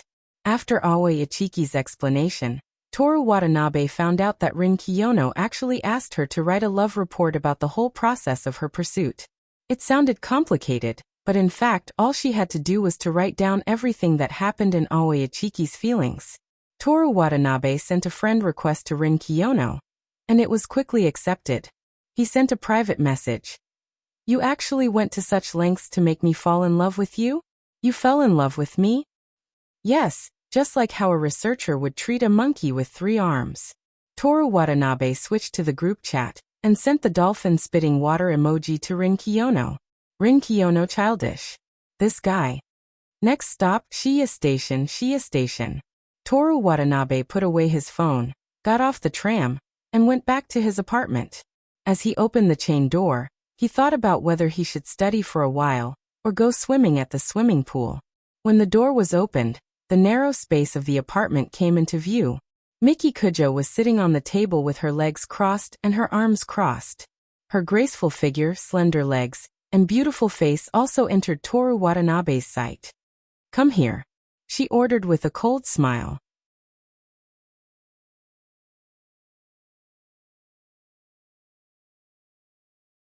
Chapter 63. Me. Miki, aren't you supposed to be overseas? Toru Watanabe's heart, liver, spleen, lungs, and kidneys were all trembling. It's over, it's over. Did going out to play make her angry? Or is there a camera in the haunted house? Come here. Miki Kujo's tone became even colder. Toru Watanabe had no choice but to walk over. Miki Kujo pointed at the tatami mat in front of her. Sit down. Miki, what did I do wrong? Just tell me, I'll change. I promise there won't be a next time. Miki Kujo continued to point at the tatami mat with a cold smile on her face. Toru Watanabe sat obediently in front of her. Miki Kujo suddenly raised her right foot to step on his face, but he easily caught it. A reward for you. Kujo Miki's tone did not sound surprised at all as she said something of unknown meaning. Toru Watanabe looked at the leg in his hand that was wrapped in the pantyhose. He didn't know if she was referring to the step or this leg. He glanced at Miki Kujo. This woman seemed to be waiting for his reaction. How could he admit defeat now? Toru Watanabe reached out his other hand and placed it on Miki Kujo's calf. The smooth texture of the high-grade pantyhose immediately transmitted to his senses. But instead of taking advantage of her, it was more like he was giving her a massage. However, to what extent did he have to touch a girl's leg to be considered a massage and taking advantage of her? You had a lot of fun today. Miki Kujo still allowed him to touch her calf. She picked up a photo from the table and placed it in front of Toru Watanabe's forehead. Toru Watanabe had to lean back slightly to see the contents of the photo. Thankfully, it wasn't a photo of him hugging Rin Kiyono in the haunted house. Otherwise, it would all be over. I didn't sit with a girl. He looked at the photo of the roller coaster. Miki, you don't know this, but when I went out to play today, I specially invited 2 boys. I didn't take any photos with them, and I tried my best to keep a distance from them on the road. It was just a normal social gathering. Oh, if you don't believe me, you can ask. What about the haunted house? What's wrong with the haunted house? Miki Kujo sneered and snorted. Isn't it comfortable to hold other girls' hands? How should I punish you? Miki Kujo still had a smile on her face, but her eyes suddenly darkened. Toru Watanabe felt a chill run down his spine. Miki, you're exposed. Miki Kujo lowered her head. One of her legs was grabbed by Toru Watanabe, and a corner of her skirt was lifted up. She was wearing pantyhose today. Through the high-class black layer, one could vaguely see the pure white fabric. Miki Kujo put her hand on the edge of her skirt and slowly lifted it up. Why, do you want to see here? It's okay. Toru Watanabe subconsciously took a look, but immediately looked away. Looking at the first glance was instinct, not looking a second time was quality. Sure. Miki Kujo said with a smile. Then her face suddenly darkened. If you didn't do anything wrong today. As she said that, she kicked over with her other leg. Naturally, it was caught by the kickboxing master Toru Watanabe again. Her current position was not good. The girl in black pantyhose sat on the table, and her legs were caught by Toru Watanabe, who was sitting down. The skirt did not disappoint Newton's mechanics and slid down to the waist. His face was facing the bottom of the skirt. The scariest thing was that Toru Watanabe noticed that Miki Kujo was actually blushing. Was she excited? So she was a pervert? Making her feel comfortable was completely opposite to his goal. Sorry. Toru Watanabe immediately let go and took a few steps away from her. Miki Kujo sneered and stood up from the table. She straightened her skirt and walked out of the door. Follow me. Where are we going? Didn't you want to meet my parents? 2 minutes later, Toru Watanabe was running wildly on Shinjuku Avenue.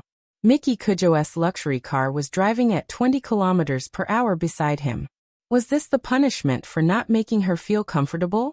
He could only hear the wind whistling in his ears. His legs were no longer under his control. His hair was gently brushed by the summer night breeze. The fine sweat gradually gathered into a full drop and flowed down his cheeks and neck. His eyes were looking straight ahead, and his breathing was even. It was as if he was going to run all the way to his destination. The passers-by who came out to play at night all looked at him. Toru Watanabe's legs were very light when he ran. His thighs moved his lean calves. His toes touched the ground lightly to cushion the impact. His heels touched the ground. His movement was very beautiful. Plus, he was too handsome. It was like a scene in a movie where a handsome guy chased a car. After running a few streets, Toru Watanabe couldn't hold on anymore. Even breathing and standard running posture were all out of shape. Ha ha! He stopped, hands on his knees, and panted violently. His heart was filled with anger from being teased. On the busy Shinjuku Avenue, he roared at the top of his lungs. Why? Why do I have to live like a henpecked husband? The people around him roared with laughter and pointed at him. The trendy youth who played guitar and sang by the roadside even hummed. Shinjuku Avenue at night, handsome guy running. Why so it's because he's being taught by his girlfriend. What followed was a storm of guitars. The laughter became louder. Many girls covered their mouths and laughed. In the luxury car, Miki Kujo coldly looked at the laughing passers-by in the dark. Let him in. The car smoothly stopped next to Toru Watanabe. The door slowly opened. Toru Watanabe calmed his breathing, then slowly straightened his body and sat in the car. Then, the black car disappeared like a shadow on the busy Shinjuku Avenue. Miki Kujo left the center handrail and leaned on the left side of the car, facing Toru Watanabe, who was panting with his head down. I'll let it go this time. If there's a next time, I'll make you run naked. No, I won't. Toru Watanabe panted and shook his head. I won't go to the haunted house anymore. I mean, if you dare to say henpecked husband on the street again. You won't even let me say the truth? No. Miki Kujo denied with a gloomy face. Even so, Toru Watanabe had an intuition that even if he said it, she wouldn't really be angry. But as long as he didn't do it, henpecked husband would be banned. Although his body was getting better and better, running naked on Shinjuku Avenue was not the purpose of him working out. 20 minutes later, the car stopped in front of a courtyard that looked like a general's mansion in a drama. Toru Watanabe got out of the car and looked around the gate. Even if he tried to look far, he couldn't see a second house. How many bad things did one have to do to own such a large house in the center of East Kyoto? Toru Watanabe followed Miki Kujo into the house. They passed through a courtyard that was bigger than the Kanagawa High School's baseball field, and finally arrived at the entrance. Mississippi, a woman in a kimono bowed. Take him to take a bath. Miki Kujo pointed at Toru Watanabe and said to the woman. Yes. By the way, use the bathroom in my room. The woman in the kimono raised her head in surprise, but quickly lowered it again. Yes. Young master, please follow me. Toru Watanabe followed the kimono woman into an exquisite and feminine room. The woman led him deeper into the room, and came to a bathtub that was overflowing with water. Young master, this is hot spring water. You can take a bath here. Thank you. I'll get you some clothes. You can take a bath now. Okay, thank you. The woman's behavior was too respectful. Toru Watanabe subconsciously bowed in return. After the woman in the kimono left, Toru Watanabe looked at the flowing hot spring and criticized the evil capitalism in his heart. Then he took off his clothes, washed off his sweat, and sat in the hot spring.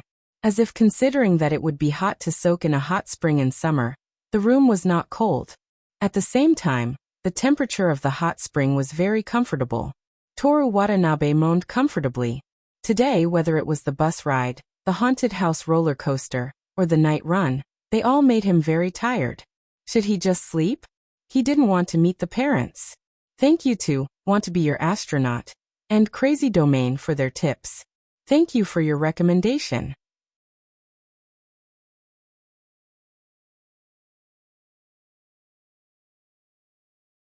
Chapter 64.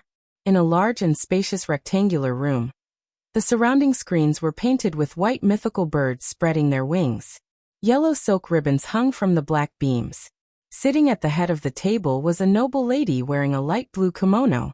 If one knew that Miki Kujo was the descendant of Empress Jinming, Kujo Keiko, and felt that the two of them looked alike, then this noble lady in front of them only needed to look at her appearance to know that she was related to Kujo Keiko by blood. Behind the noble lady was a huge Kujo family emblem, Kujo Vine. Miki, didn't you go abroad for a month this time? Why are you back today?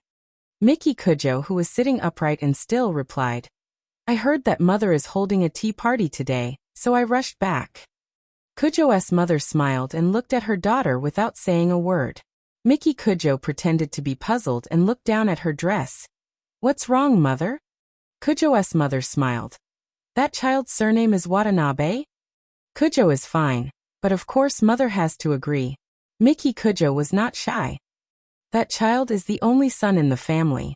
I saw in the photo that he is very handsome and has excellent grades. His parents may not be willing to let him change his surname and marry into our family. Kujo's mother's tone was gentle as she spoke a long paragraph of words, neither too fast nor too slow. Miki Kujo did not refute and said, When he comes later, mother, you can ask him if he is willing. Kujo's mother smiled. A man needs to be respected, and discipline must be appropriate. After saying this, she did not say anything else and asked about Miki Kujo's experience abroad. She also talked about the guests of today's tea party, which ancient famous scholar used the tea set, and where the tea was produced. Miki Kujo listened indifferently. She wasn't interested in tea parties, and she wouldn't even use those popular tea sets. She didn't like other people touching her things, and she didn't like using things that had been used by others. The tea set she was using was brand new, but it was specially chosen in a retro style to match the environment. After chatting for a while, Miki Kujo looked at the door 10 meters away. Kujo's mother noticed her daughter's behavior and put down her teacup. What's wrong? Miki Kujo didn't answer her mother's question. Instead, she ordered Jinglu, who was guarding the door. Go and see if he drowned. If not, help him. Yes. Kujo's mother smiled as she watched Jinglu leave. She teased. It seems that she hasn't been tamed yet. There's still a lot of time left. It's more interesting this way. Kujo's mother shook her head helplessly. As long as nothing happens. After a while, Shizuru led the reluctant Toru Watanabe into the room. Kujo's mother looked over. At this time, Toru Watanabe had changed into a kimono with a white lining, revealing only the collar and the black feather on the outside like a robe. He had just woken up lazily, and his handsome face was a little reluctant, showing the unique style of a handsome young man. Miki Kujo observed her mother's expression and saw a trace of satisfaction in her eyes. She smiled proudly, but when she turned her face and looked at Toru Watanabe, she had a gloomy expression. Toru Watanabe, who was sleeping well, was awakened by Jinglu's words. Miss asked me to ask you, did you drown? He was still in a daze when someone helped him change into a kimono. The room in front of him was so big that he didn't know where to sit. Toru Watanabe had no choice but to sit down next to Miki Kujo and imitate her. Miki Kujo glanced at him and introduced her. This is my mother. Nice to meet you. I'm Toru Watanabe, Miki's boyfriend. Toru Watanabe bowed his head. Kun Watanabe, hello. Kujo's mother responded gently. Miki Kujo suddenly stood up. Mother, you talk to him. I'll go change. Okay. After Miki Kujo left, Kujo's mother looked at Toru Watanabe, who was uncomfortable, and said with a smile, Miki has troubled you. No, Miki is very good. I know that child's temper. You must have suffered a lot. Kujo's mother looked at Toru Watanabe kindly as if she was looking at a child. Miki is just a little spoiled. She has a good nature. I like that about her. Kujo's mother smiled happily. That's good. I'll have to trouble you in the future. If she loses her temper, you can come to me at any time. I'll help you teach her a lesson. I'm the one. What a good mother. It seemed that Miki Kujo's temperament was her own problem, and not because of her family's upbringing. After that, Toru Watanabe talked about some interesting things in the countryside, and also talked about the midterm exam. Kujo's mother asked a few detailed questions from time to time, and the two chatted happily. After a while, a servant came in and said that a guest of today's tea party had arrived. Then, one after another, rich women in kimonos stepped into the room. Some of them even brought women with them. These people were all wearing expensive kimonos. After Kujo's mother greeted them, she introduced Toru Watanabe to everyone. Toru Watanabe had to salute them one by one. Among them, there was even Rin Kiyono's mother. The two of them looked very similar. She was a beauty who always had some worries between her eyebrows. When almost everyone had arrived, Miki Kujo, who had changed her clothes, appeared like a grand finale princess. She also changed into a kimono. The bright red kimono that dragged on the ground showed a beautiful color. There was an orange-red embroidered belt around the waist. Kujo vines were embroidered on the cuffs with black thread. There were citrus flowers in full bloom on the skirt. Even such a gorgeous kimono didn't steal the limelight at all. Instead, it set off Miki Kujo's beauty. She tied her hair into a bun at the back of her head with a hairpin. Her delicate and beautiful face looked straight ahead. In this room, everyone was wearing gorgeous kimonos. Toru Watanabe was already dazzled. He almost couldn't tell who was who. However, as soon as Kujio Miyoshi entered, it was as if she was the only one left among the vibrant colors. Although she was usually the center of attention and spoke in a commanding tone, it was the first time she showed her elegant and noble side. Miki Kujo walked to Toru Watanabe's side and slowly sat down. When the two of them were close, Toru Watanabe noticed that there was a small chrysanthemum painted on her chest.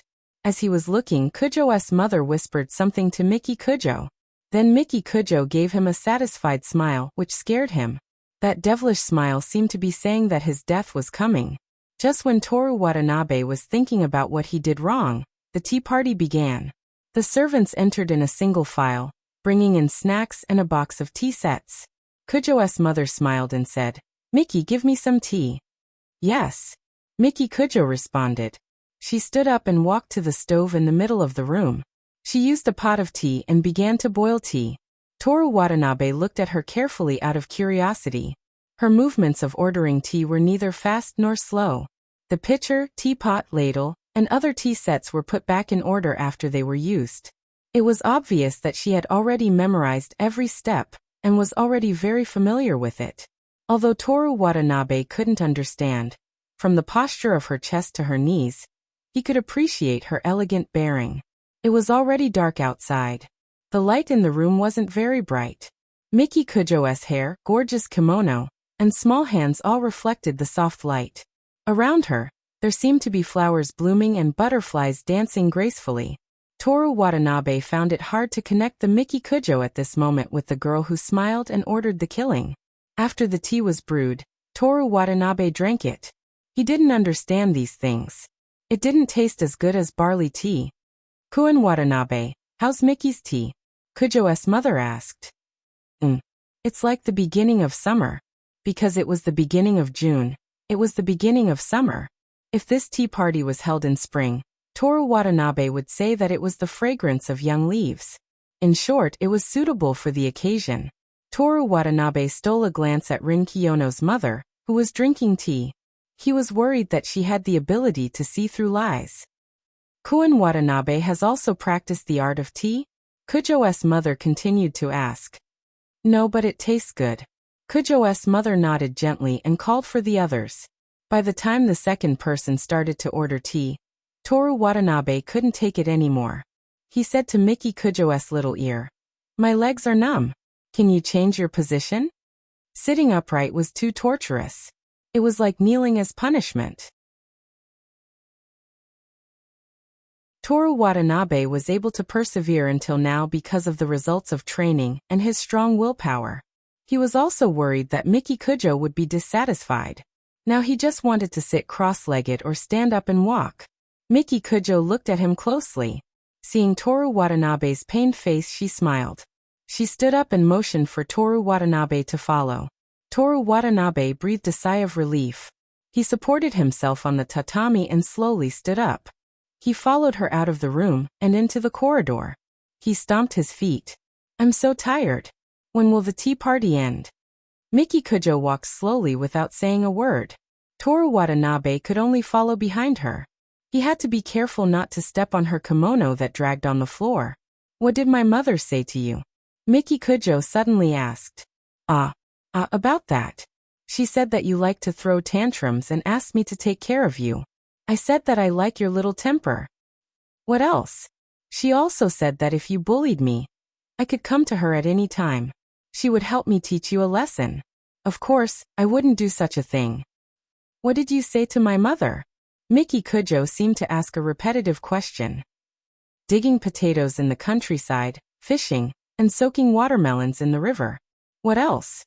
"Midterm exams, Miki Kujo stopped and turned around. She sneered. "You must make me angry before you tell the truth, right?"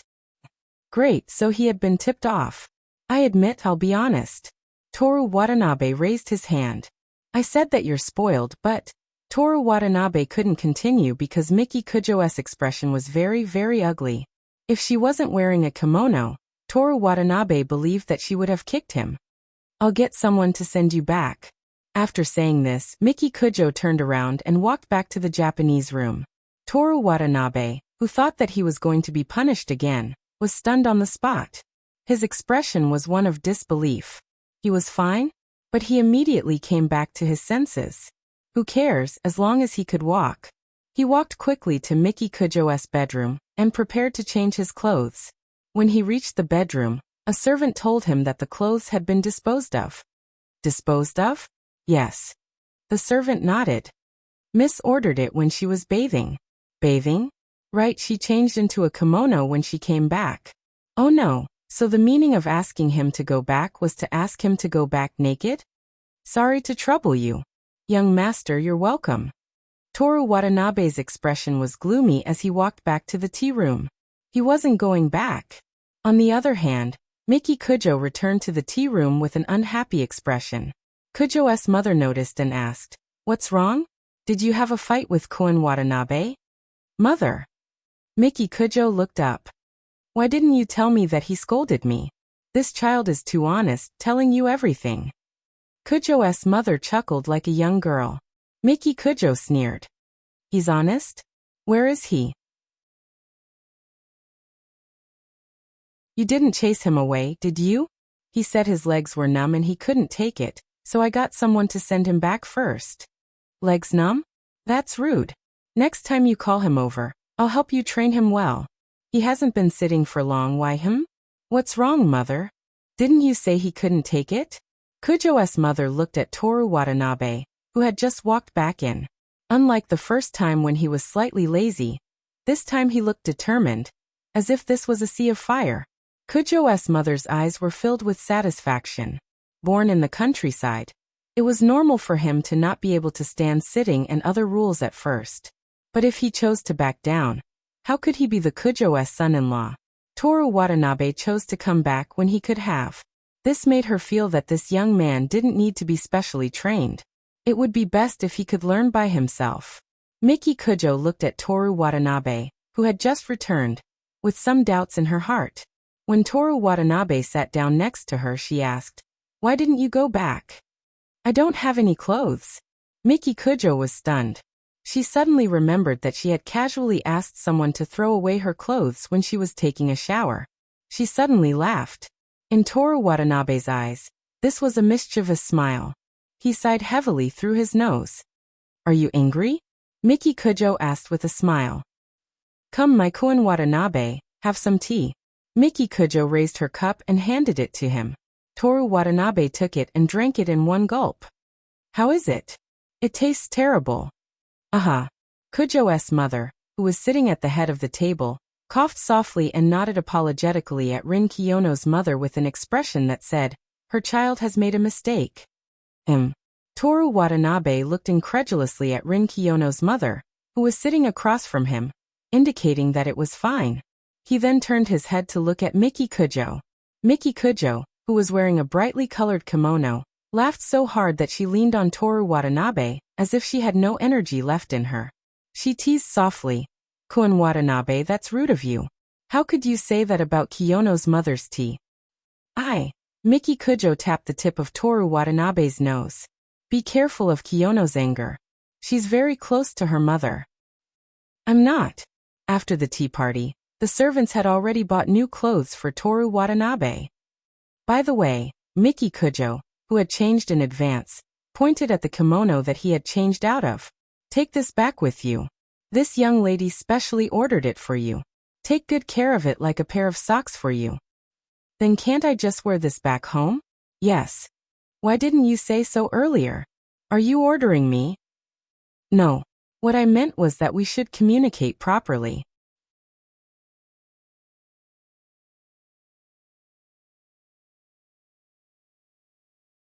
Chapter 65. On the next Monday, Toru Watanabe had no choice but to go to the Human Observation Department's activity classroom after school because of Seigo Rin, who claimed that he wouldn't get angry but would still throw a tantrum. I'm going to confess during the summer break. If I fail, I'll have some time to adjust my mood. If it wasn't for the summer break, I'm afraid I wouldn't come to school the next day. Well, if that's what you want, then go ahead and do it. The problem is, I still don't know what kind of place my senpai likes. About that, I have a suggestion. Toru Watanabe opened the door and walked in. Aoi Ichiki was startled. She thought someone was eavesdropping on her. This had nothing to do with revealing her sexual orientation. She just didn't want other people to know about her feelings. This world was very tolerant. Rin Kiyono, who was just startled, said in an unfriendly tone, Watanabe-san, if you're here, please come in. Or do you have a habit of eavesdropping? I don't have the habit of walking quietly to eavesdrop on Kiyono-san's breathing. Toru Watanabe walked to the beach table and sat down. But I've been practicing how to eliminate my presence. Is it effective? Because he was too handsome, Toru Watanabe was always being hit on. He tried to think of ways, but they all failed. Now it seems that it wasn't all for nothing. Rin Kiyono was surprised when she saw if he was telling the truth. You finally couldn't control your inner desires and decided to sneak into the women's restroom? People who go to the restroom are idiots. No matter how you look at it, isn't the changing room better? It's clean and you can see everything you want. Looks like it was premeditated. I call this quick-witted and quick-witted. People like this are more dangerous when they commit crimes. It's hard to imagine what kind of perverted things you'll do if you plan for a long time. Watanabe-san, do you want to come to my family's mental hospital? Before you get picked up by the police for a crime. I was wrong. Please don't say it again. Toru Watanabe surrendered. This world was not tolerant at all. Aoi Ichiki looked back and forth between the two and said enviously, if only I could talk to my senpai like this. Toru Watanabe glanced at her, then said to Rin Kiyono, in other people's eyes, our relationship is actually quite good. Rin Kiyono didn't answer this question. Watanabe-san, who wants to go to the women's locker room? What was your suggestion? That's right. Aoi Ichiki also looked at Toru Watanabe expectantly. Watanabe classmate, please help me. Yumi-san, are you planning to confess during the summer vacation? Yes. Before I talk about my proposal, may I first say what I think of the confession? Okay. Aoi Ichiki's expression was so serious that she almost took out her notebook. If she took out her notebook, Toru Watanabe's favorability towards her would increase a bit, because a notebook was the standard for a great person, such as himself. A confession isn't a call to charge, but a bell of victory. Toru Watanabe said. Aoi Ichiki showed a puzzled expression. Watanabe-san who wants to go to the locker room to peek at the women's locker room changing means that Yimi-san should take action to increase your favorability towards my Asahi-senpai before the summer vacation, right? Rin Kiyono looked at Toru Watanabe. That's right, but I'm not against going to the locker room to peek. Who do you think won't let me finish my sentence? Toru Watanabe suspected that Rin Kiyono was on her period, or else why would she be so against him today? However, provoking a woman who was on her period was neither gentle nor worth it, so Toru Watanabe decided to let her off.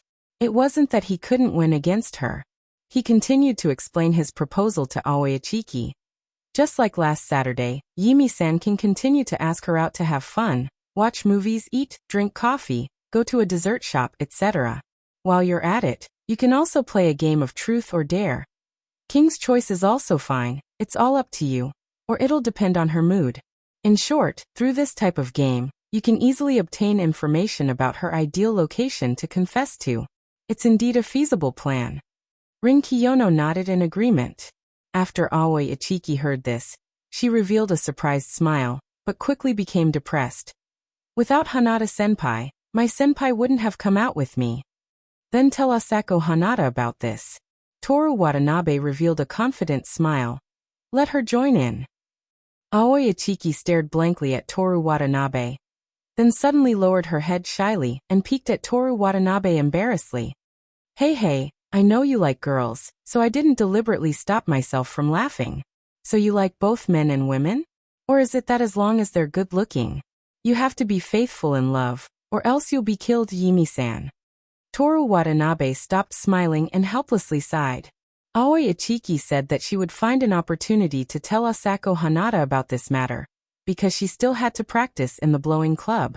After that, she hurriedly left. Toru Watanabe flipped open his notebook and quickly reviewed it from beginning to end, then continued to learn Spanish. Rin Kiyono walked to the window and made tea with the new tea set she brought. Here. Oh, thank you. Toru Watanabe took the disposable cup from Rin Kiyono's hand. Rin Kiyono stood motionless and looked at Toru Watanabe. Toru Watanabe thought for a moment, then took a sip of the tea that was prepared on the table. Before he could say anything, Rin Kiyono smiled faintly. Watanabe-san, is it the taste of early summer, or is it disgusting? So it's not a period? Period? Seino Rin sighed helplessly. Watanabe-san, it looks like your parents don't need to worry about your future.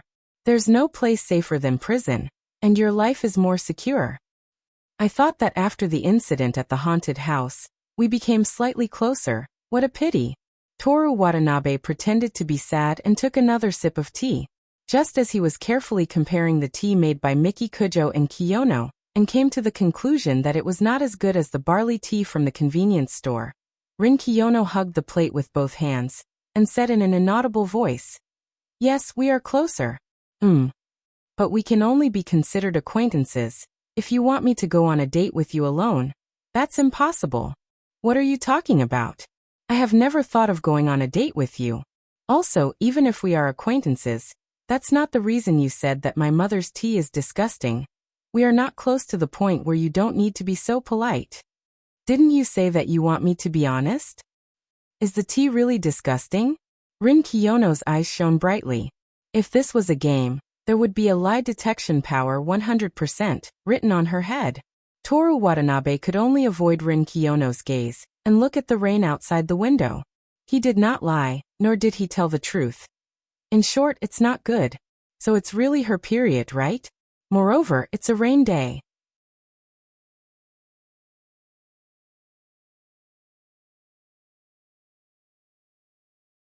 Chapter 66.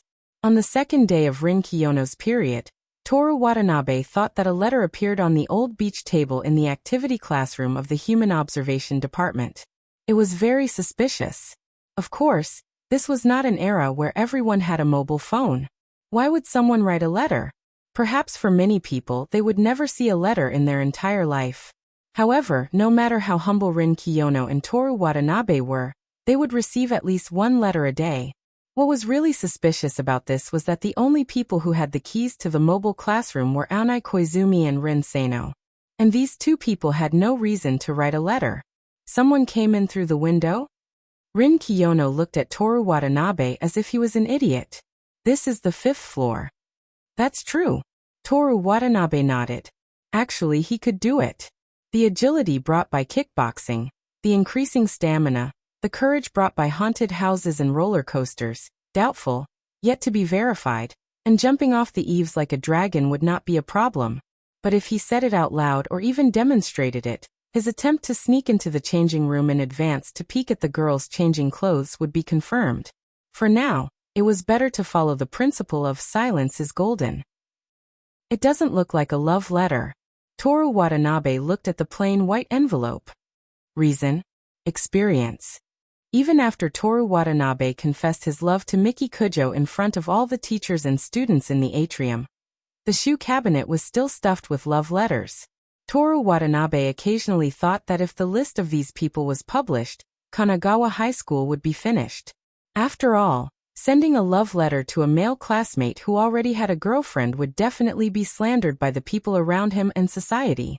Of course, he would not do that. If he was such a bad person, he would have enough girlfriends to form a class and endless points. Of course, this was just a dream. If Toru Watanabe was such a person, he would have been thrown into the Gulf of Tokyo by Miki Kujo long ago.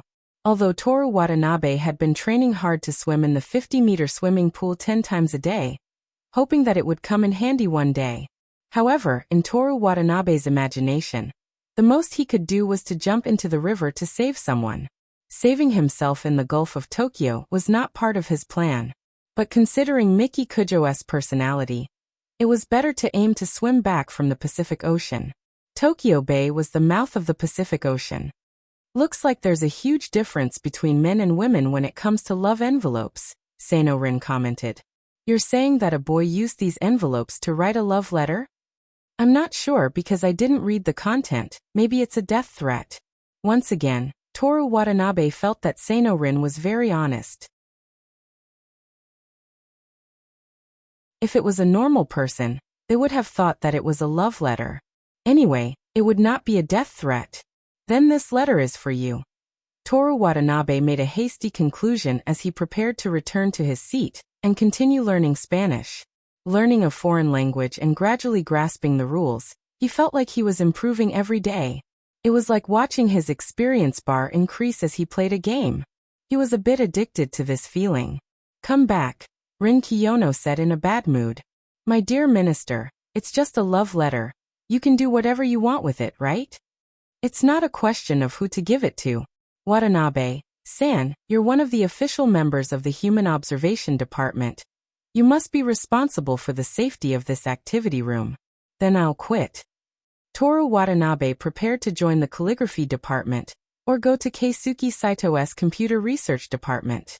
It was a good choice to learn how to write well, or learn computer skills. Rin Kiyono revealed her signature smile without a trace of a smile.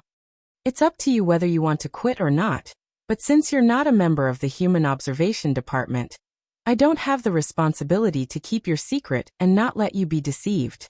He surrendered. Toru Watanabe picked up the letter and directly opened it. Rin Kiyono took 2 steps back and reminded him as if the letter was coated with poison. Be careful. It wasn't just the envelope. The paper inside was also very plain, like a custom-made letter. Toru Watanabe finished reading the letter and handed it to Rin Kiyono. It's really for you. Rin Kiyono did not take it and just read it. After reading it, she said, It's also for you. No, it's definitely for you. Watanabe-san, as a member, you should be able to easily deal with such a small matter, right? Kiyono-san, what's with that? I believe in your ability, work hard, and I'll promote you to the class president next year. Expression? So what if I'm the class president? Rin Kiyono sneered. From now on, you're the vice president, and I give you full authority to deal with this matter. In real life, the vice president's position was indeed higher than the class president's, but the vice president of a high school club. Moreover, there were only 3 people in this club, and the other one was Miki Kujo, who he could not afford to offend. Toru Watanabe said helplessly. Kiyono-san, I thought you didn't joke? I just don't joke about lying. Rin Kiyono revealed a smile that was enough to conquer all the boys in the school. Every time she smiled sincerely, it was so beautiful that Toru Watanabe was even more determined to not smile casually. A mere 9 points had such charm. With a 10 points, he could probably become a succubus, right? He did not know if there were any male succubi, but just in case, he put the elf as the second choice. Toru Watanabe recovered from his reverie caused by Rin Kiyono's smile, and read the letter again. Student Union Notice. 1. The number of club members must be more than 5. 2. Achieve results in the official competition. 3. Turn the content of the activity into a visible form and obtain the approval of the instructor. Clubs that do not meet any of the above conditions must complete the improvement within the specified time limit. If there are no signs of improvement within the specified time limit, the club will be abolished immediately. As long as one of the 3 conditions was met, the club would be able to survive. From this, it could be seen that this notice was completely targeted at the Human Observation Department, because one of the conditions for establishing a club in the student code was that there must be more than 5 members. This should be easy for you, right? Toru Watanabe said. The same way you established the Human Observation Department, now you can deal with the student union. The establishment of the Human Observation Department was proposed by the school. I didn't do anything. The difference was too big. Toru Watanabe was about to cry. Why did the school think about how to deal with him when he did not join a club? But when it came to Rin Kiyono, the school thought about how to establish a club that she liked. It must be because of her academic performance, right? That must be it. Toru Watanabe decided to continue believing in the fairness of the world, and was prepared to study harder. Why don't you talk to the principal? Toru Watanabe, who decided to believe in the fairness of the world, suggested. Watanabe-san, there is something I have to say. Rin Kiyono puffed up her slightly undulating chest. Since I was young, I have never used the privilege of being the eldest daughter of the Kiyono family. Everything was fought for by myself. But you can use it. I don't need it. You can use it. I don't need it. Now is the time when the club's survival is at stake. Director Kiyono. Rin Kiyono lifted her long hair and smiled at Toru Watanabe like an angel. It's time to test your ability, Vice Director Watanabe. You're tuning in to the Earbook Haven YouTube channel. Don't forget to subscribe and join us on this journey to catch the most captivating stories.